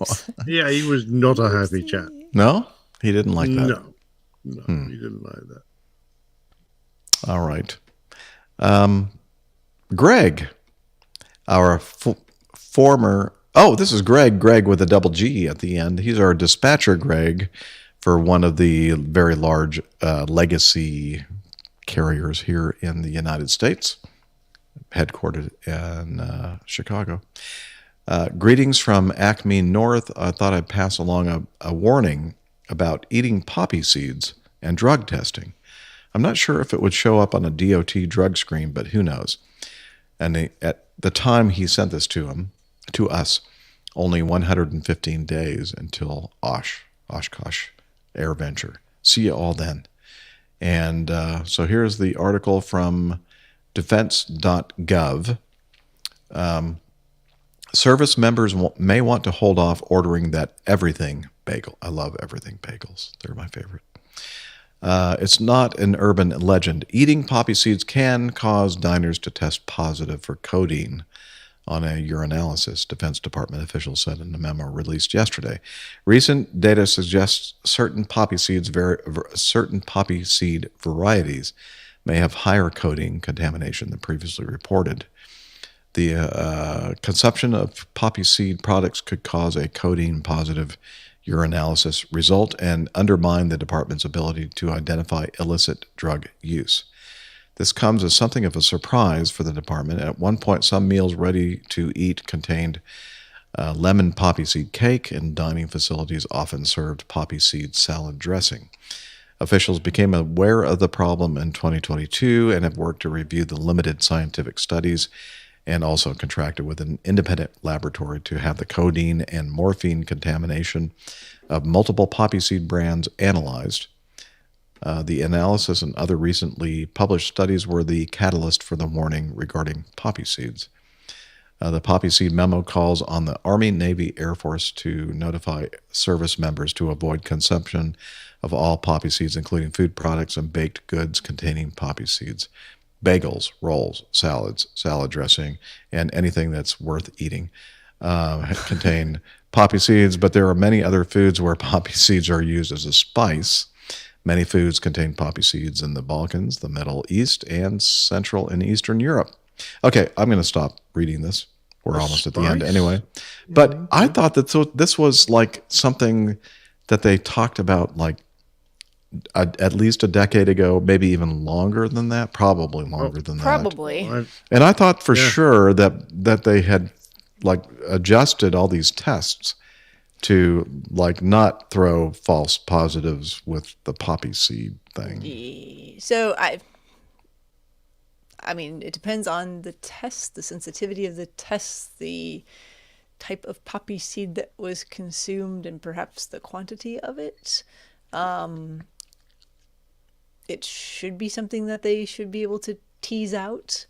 I'm not aware of any like workplace urine drug tests that have a false positive for poppy seeds, but maybe they do as well. But I've never heard that as being an issue. But apparently the military ones are different. They're more stringent. I guess. Yeah. Because I read this, when Greg sent this, I did a little bit of research, and it comes up in other places that the military tests just are more sensitive and have potentially higher consequences. So maybe not so much so for the people in the airline industry. They probably are not I'm quite not aware of that being an issue. Yeah, because I've never, I've never worried about it. I love poppy seeds and I love my everything bagels, and I haven't worried about consuming poppy seeds for many, many years. And I'm very sad to see this article. Thank you, Greg, for ruining my day. Taking codeine itself. I mean, is that going to that'll throw show up up in a drug test. We can buy codeine mixed, I think, with another drug over the counter here. Yeah, we you don't can't need a here. prescription for it. Yeah. I'm enjoying a nice glass of codeine right now. Well, I think it's codeine. If you're worried about poppy seeds, how about the actual codeine, for heaven's sake? I mean, not perfectly normal to take here as a strong painkiller. Yeah, I guess I'm not sure if this came, correction to, I don't know. There's a couple of very recent articles, or at least one recent article, and also a correction to it, which I have not read through, but perhaps those recent academic articles have spurred this debate again. Well, maybe like marijuana, these poppy seeds are getting like super strong, super concentrated, powerful. I don't know. But iHall Boxes says he is strongly opiated on this subject. Very similar to opinionated, but not quite the same. Okay, well, thank you, Greg, for that warning. And I don't know if I'm going to be in Oshkosh this year. Probably not, because I'm going to be spending the first half of July in the United Kingdom, so I'll probably be working or maybe, heck, I don't know. Maybe I'll be retired. I really don't know. That's probably a strong possibility. All right, let's continue with Jojo. This is a good one. He says, "Dear Captain Jeff," and this is a personal email communication to me, but I'm going to share it with all of you. I have a complaint. Now, we don't really get a lot of complaints here at the APG. Most people are pretty happy with what we do. But apparently Jojo, if that's his or her real name, sent this in. "I have a complaint to file and hope this finds you well. Now, I'm not going to stoop down to the level of some listener feedback providers by saying how wonderful producer Liz Piper is and that she basically keeps the show going just to get my feedback read on the show." He understands. That's the key. That's how you get it done. I mean, we all know that she does a great job at finding exciting content for your show. Keeps you pilots on time, provides important cues, and sometimes the occasional laugh. So let me rather focus on the issue at hand. Why do we never get to know Liz on the show? Yes, it's extremely interesting to listen to how the fourth hair on the pinky of Miami Rick's left hand sometimes angles left instead of straight up. That's true.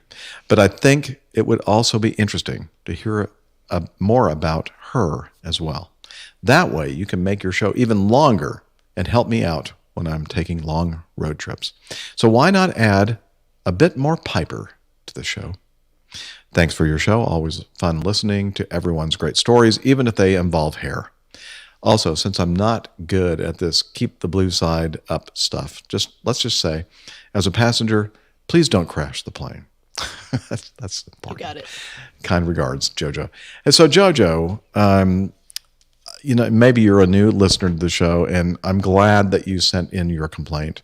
And you're right, we do. And I try to get Liz more involved in the actual, not the behind the scenes stuff, but the actual, video part of the show. But she's shy, and she doesn't think that, she should be here with us, but she's wrong. But anyway, I'm glad that we have people like you who send in feedback, supporting that idea. And I think this would be a good time, maybe just to quickly ask Liz to join us in the video feed. There she is. And hi, Liz. So Liz, I know that there are a lot of people who are new to the show and they hear about this Liz person, and not sure, like, who are you, why are you here, and all that jazz. So tell us a little bit about that all the time. Well, you ask yourself all the time. Yeah. So tell us why. Obviously, you had a great career as an airline pilot, and then you retired. Yep. Oh wait, Fighter jets first. Fighter jets too. Oh wow. Okay, I didn't know that. No, tell us about your little bit about your past. Okay, we're going to keep this pretty fast. I just want to say thank you, Jojo. That was a very lovely submission you made, and your feedback will get the express lane now whenever you send it in. So, anyway, just two things before I get going on this is. It's not just that I'm shy. I am more comfortable being in the background, but I also have no aviation background at all. Everything I've learned from these guys, which is kind of scary. But so I'm not a subject matter expert at all. So that's really why I'm reluctant to be on the show, because these are the guys and gal that can answer your questions and talk about their experiences, and they've been involved in aviation. So those are the reasons. Anyway, I was born and raised, and I've lived my whole life here in Toronto in Canada. And my career was in the financial services industry, and I had a great career, enjoyed it, was able to take early retirement in 2009. And I've always been fascinated by aviation. Mainly, I just love looking at planes. I mean, I think planes are just beautiful machines. I think the engineering is amazing, and I just love them. So I guess I was sitting around with not much to occupy me, and I thought, podcasts. I hear they're a thing now, and I'm going to start looking around for podcasts that interest me. And I think, like a lot of people, stumbled across Jeff and Company. and caught the syndrome quickly and fell hard. And it was about the time that Steph and Rick had just joined Jeff. And Nick was starting to send in his old curmudgeonly submissions, and I loved those. And I started to send stuff in. I think I said all sorts of, I'm not going to say what they were, but interesting things into Jeff. I thought they were interesting, but they probably weren't. Anyway, and I was fortunate enough to meet Nick, and he was on a layover in Detroit, and I went down there and met up with him, and he did a shoot of my dog, lots of great photos of my dog, and that was lovely. That was the first crew member I met. And then Neville Bounds flew over, and he and I went to Wings over Pittsburgh. And that was a really fun meetup. I met Steph and Jeff. 2017. And Nick was there again. Mm-hmm. And I think at that time, that was the time, Nick, that I sort of said, would you like me to put together a list of all your plane tales? And you said, yeah, that might be helpful. And again, I had time to do it, and I was happy to do it, and I still do it to this day. Nick and I were just talking recently, and we sort of cross-check with each other, and it's just a good place to have them all in one place, and it's an amazing body of work. Anyway, and I started to think, and I realized that Jeff was doing all of the production of the show, both before the show and after the show, on his own. Plus, he was flying a full schedule of flights. So I wrote to him and said, hey, I'm retired. I have time. Can I help you? And the first couple of times I asked, he said, no thanks. Thanks, but no thanks. And I think it was mainly because he was so busy. Taking the time to train someone was something he didn't really need to do at that point. But finally, I wore him down. And I was able to start doing some stuff. Jeff was a great, patient person, training me on how to do the stuff. And I started to do stuff. And I've been able to do stuff for, the last several years. I guess it's been like 5 years or so, Jeff? Wow. Something like that. And, it's delightful for me. I've great friends now on the crew and in the community, and I've learned so much from these people. And that's me. That's how I'm here. And I'm very grateful for it. So that's it.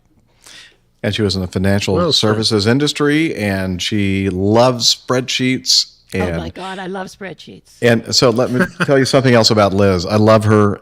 She is so much help to me and the rest of us, but especially me.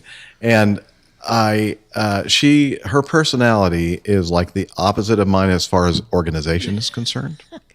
Because when I used to do this show before Liz, and I think that everybody here can vouch for this, I wouldn't do any prep at all. And then I'll go, oh, we're supposed to be recording today. I think I should probably look and see what we're going to talk about. There was no planning whatsoever. It was exciting. Yeah, you never knew what was going to happen. Flying by the seat of your pants. A mixed bag of stuff. I think that for some of us, that was like, that's the way we operate anyway. So it's no big deal. Like Steph, she was just fine with that. But Liz is like, when we finish today's show, she will already be moving stuff into our organizational structure for news items and feedback. And I mean, I'm sure we already have news items that are in the staging folder. Oh, yeah. And she's already going to be talking about what we're going to be doing next week.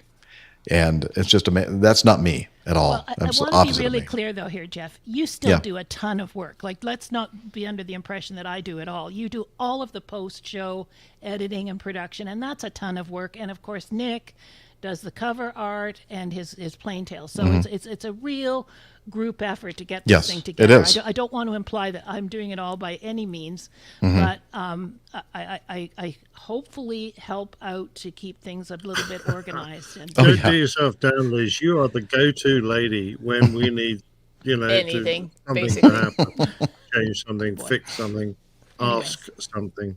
Mm-hmm. So I thank the Lord you're here to help. Because, a truly down by now. Otherwise, truly a blessing. And beyond the show, your friendship too. So well, absolutely. So I hope, and I think everybody understands this. All of our crew members, co-hosts, producer Liz, we're really good, I mean, better than just good friends. We're best friends. And it's such a pleasure to be able to do this every week. And it's just such a blast, especially when all of us get to come together. That's, it's hard to do because we all have our own schedules and everything else. But when we get together in person, it's just like, we're family. And that's the, one of the main reasons why I continue to do this show with my good friends is because it's just so much fun. It's an excuse to get together with best friends every week and talk about mostly aviation, sometimes beer and codeine and F1 and that kind of thing. Yeah. Anyway, thanks, JoJo. That was very nice. And I'll go back to the background now. And I'll have to say also, Liz is so modest. She did not want us to cover this on the show as we're doing today because she did not want to bring attention to herself. But she is so special for us, or to us, and for us. So thank you, Liz. Thanks, guys. Yeah, cheers, Liz. Okay, so we got about 10 minutes left. 15 minutes left. No, 10 minutes left. 10 minutes left. Okay, so what would you suggest we do, Liz? Oh, boy. Well, let's do Alan, the next one, Alan from Talon. Alan from Talon. Okay, that would be number... See you in a minute. Which one? Would that be 12? Number yes. 12. Okay. Hi again, Nick. And I guess the rest of us. I promised to let you know. Oh, he was communicating with you directly, so okay. He was, and I said, can I let And you the shared whole that with us. Okay. crew? Yes. No. Great.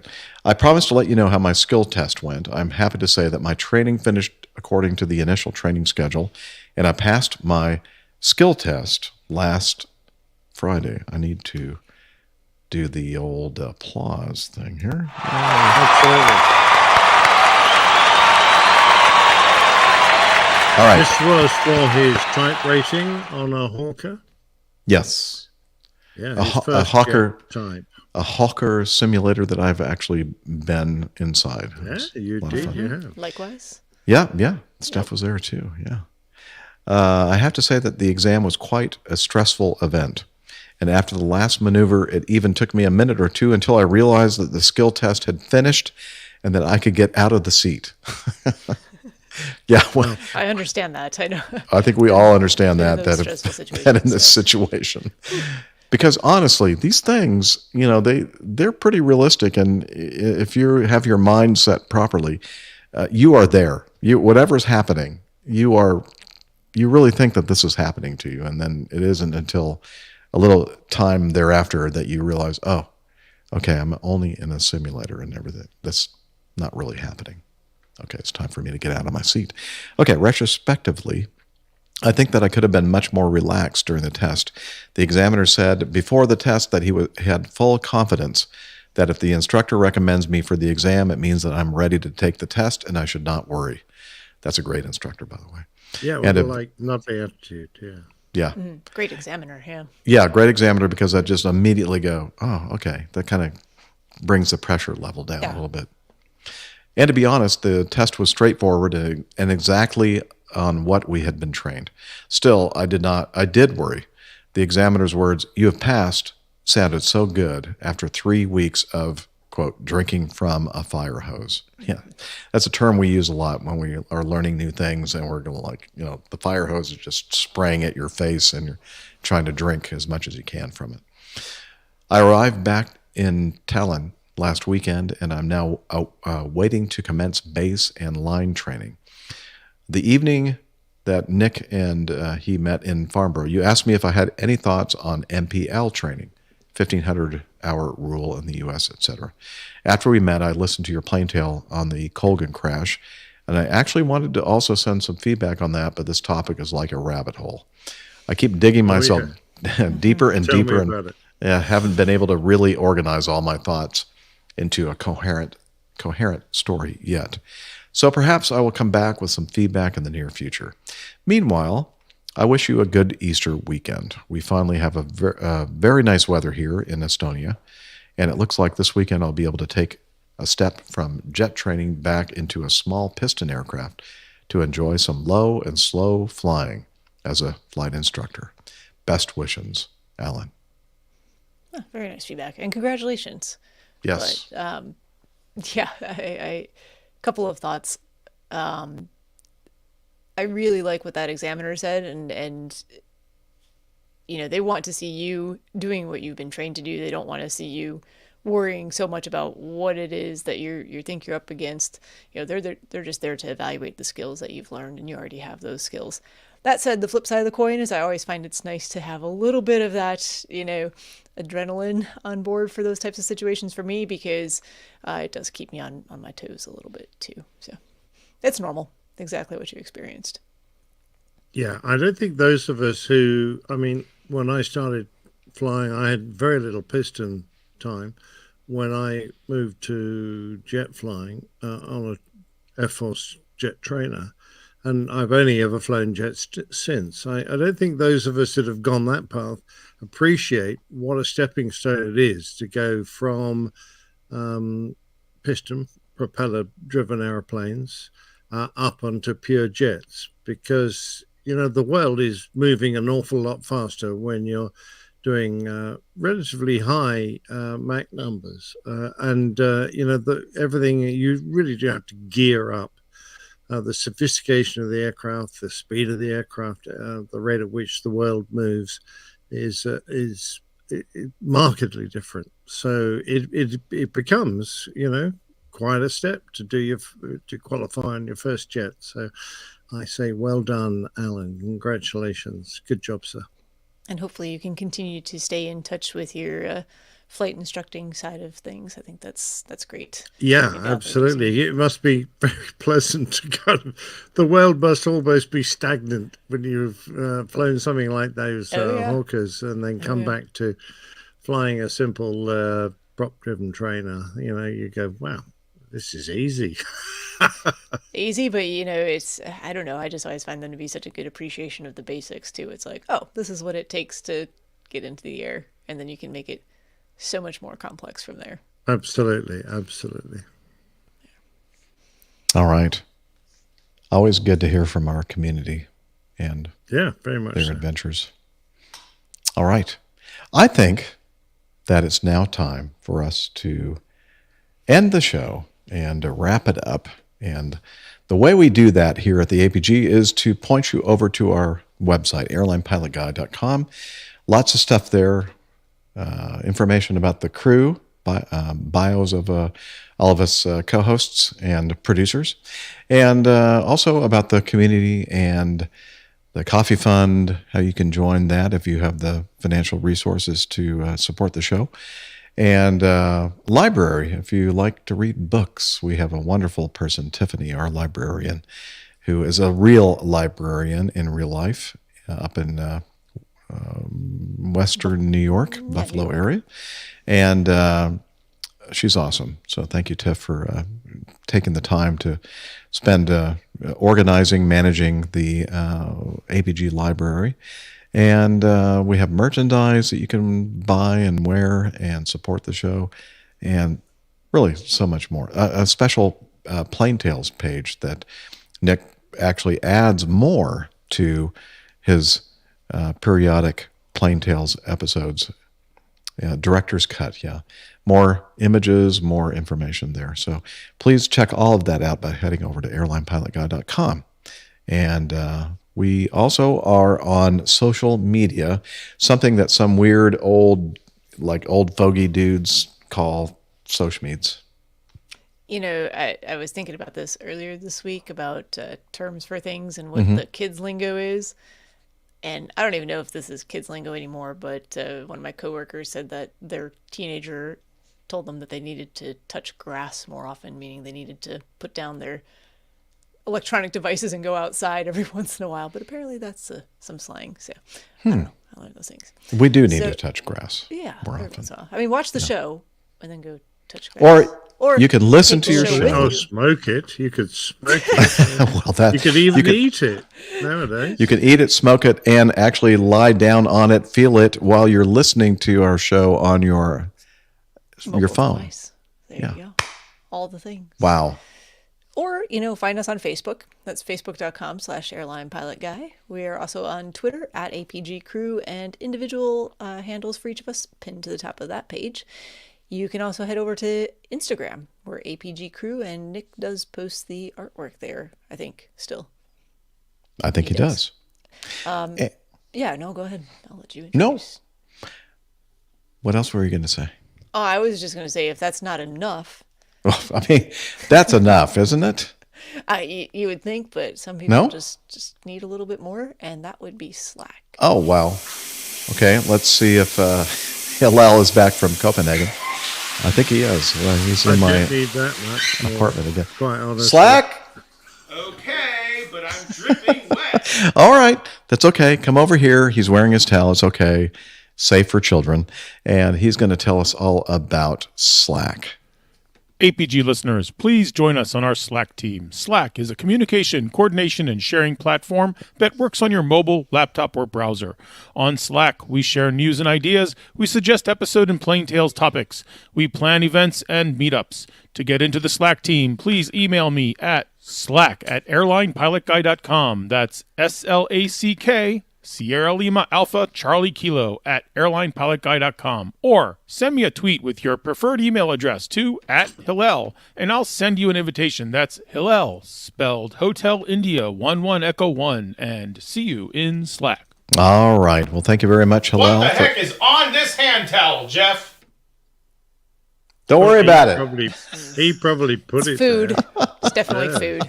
Yeah, maybe beer that I used to wipe up Beer all the shampoo. beer that I spilled on the floor earlier. Anyway, thank you, Hillel, for all of that. And we also, again, we've already thanked her, but we it's just not enough to thank her already. again. No, here we go. Oh, we're just gonna No, make Liz, sure we love you. Hey. Thank you Well so done, much Liz. for all the work you do. You're really My appreciated. pleasure, and I mean it. Yeah, I know. I think we all feel the same. Finally, I think it's time for me to say, and I should mention, especially those of you who are new to our show, when I say Talons Douglas, that's a homage. There we go, to Glenn Towler, a longtime aviation enthusiast and APG community member who passed away not long ago. And we miss you, Glenn. And in honor of that, and homage, I like to use a term that he kind of came up with because it sounded like when I was saying tailwinds and God bless, it sounded like, or talons, Douglas, or maybe it was something that came up in one of those. It was the closed caption. It was the Closed the captioning. automated closed Error. captioning. That's it. Yeah. That's it. Yeah. It's like Closed captioning thought I was saying talons, Douglas. So that's every time you hear me say that, or any of us say that, that's an homage to Glenn. Brilliant. Yeah. Yeah. So anyway, wishing you all clear skies, unlimited visibility, and tailwinds. Talons, Douglas. Cheers, y'all. Bye, everybody. Bye for now. Ta-da! Recorders off. Recorders off. Recorders off. Oh, I never turned mine on. I'm sorry. That's okay. I don't think we need it. That sounded good. I need a pee. Back in a minute. Go ahead. I had to go. We noticed. It's okay. I was like, I told Liz, I said, I can't. I have to go. So. Notice how the women on the crew don't have to go running. Well, your bladders must be like different, like larger or something. Well trained. Yeah. Well, I don't know what it is, but yes. I mean, that was a fun show. That was great. It was fun. Yeah. That's some good feedback, good stories and things to talk about. Yeah. Yeah. And really, I mean, it almost doesn't matter what we talk about as far as news items or feedback or whatever. We're having this great people that are here with us right now in our live chat room. Love it. You guys are awesome. I've met most of you in person, and I hope to meet those of you who I haven't in the future in person. That's what this is all about. And, it's not the way I expected everything to turn out. I didn't really expect anything. But when I started out with a little recorder and a microphone in a hotel room in Memphis, I was just like, oh, this is really cool. I get to play with all this stuff. And then it's become this amazing community of people around the world. And You like playing with your equipment, don't you? I do like playing with my equipment, Liz, for sure. But no, really, it's just the almost doing the podcast is like Gravy. yeah, it's gravy. It's like it's not like the focus anymore. It's the community, and we just do the show because it's our way of connecting with everybody and for everybody out there to connect with us. And I hope you all feel that way because it's just as much your show as it is ours. And without you, I don't think that the APG Aviation podcast would be what it is. I really don't. So thank you. No, it'd be much better. It would be a lot better. Thank you, our old curmudgeon pilot.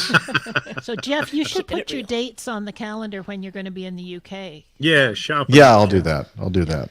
Yeah. I mean, I don't know exactly. I mean, yeah, I'll do that. From what I can guess at this point. So, if anybody in the chat room has more title, do you have a title, Nick? Have you got a title? The two I've got are Doctors and Nurses and Snakes on a Plane. Okay. Tim Van Ram had Boeing Constrictor. Oh, Boeing. Okay. Well, I'm trying to hell. Someone had There's a Snake in My Pants. I think that was Hall boxes, I think. Yeah, there's a snake in my pants. There's a snake in my Snake bit. Snake bit. frozen monkey balls. Frozen monkey balls, yeah. What else do we Of talk course, about? we had the Beechcraft Boa Nanza. You mean the beach raft? Beach raft. Yeah, beach raft. Beach raft bonanza. I'm just going. I'm supposed to make a picture. What's the picture of frozen monkey balls going to look like? Well, I have a good picture in my mind. You got a monkey, you got some balls, you got some icicles. It's done. Maybe we go with something else. Anyway, do you think any of those will work for you, Nick? I can do Doctors and Nurses with a monkey with frozen balls. Perhaps they're treating him on an operating table. Yeah, something like that. Like a little torch thing heating up the frozen. Yeah, with a boa constrictor holding him down. I don't know. Or they could have a feather boa on. There you go. Yep, there you go. I'm sure you'll come I'm sure up we with, can work something out. You and Mid-Journey are going to come up with something. There is a lot of material to work with, I think. Absolutely. It's just so easy. Well, just complaining that it was not. Anyway, I don't think. No, he's being sarcastic. Yeah. Well, last week's was pretty easy, actually, comparatively. Anyway, thanks everybody in the chat. Yeah. Thank you, all of you from all the way in the Middle East to the west coast of the U.S. and perhaps maybe even further west. Brisbane, Australia. Oh, that's right. All Brisbane, the time zones covered. Yeah. Wow. It's just amazing. So cool. Thank you so much for being there for us. And we're going to sign off. And we hope to see you again next week. All the best, everybody. Bye.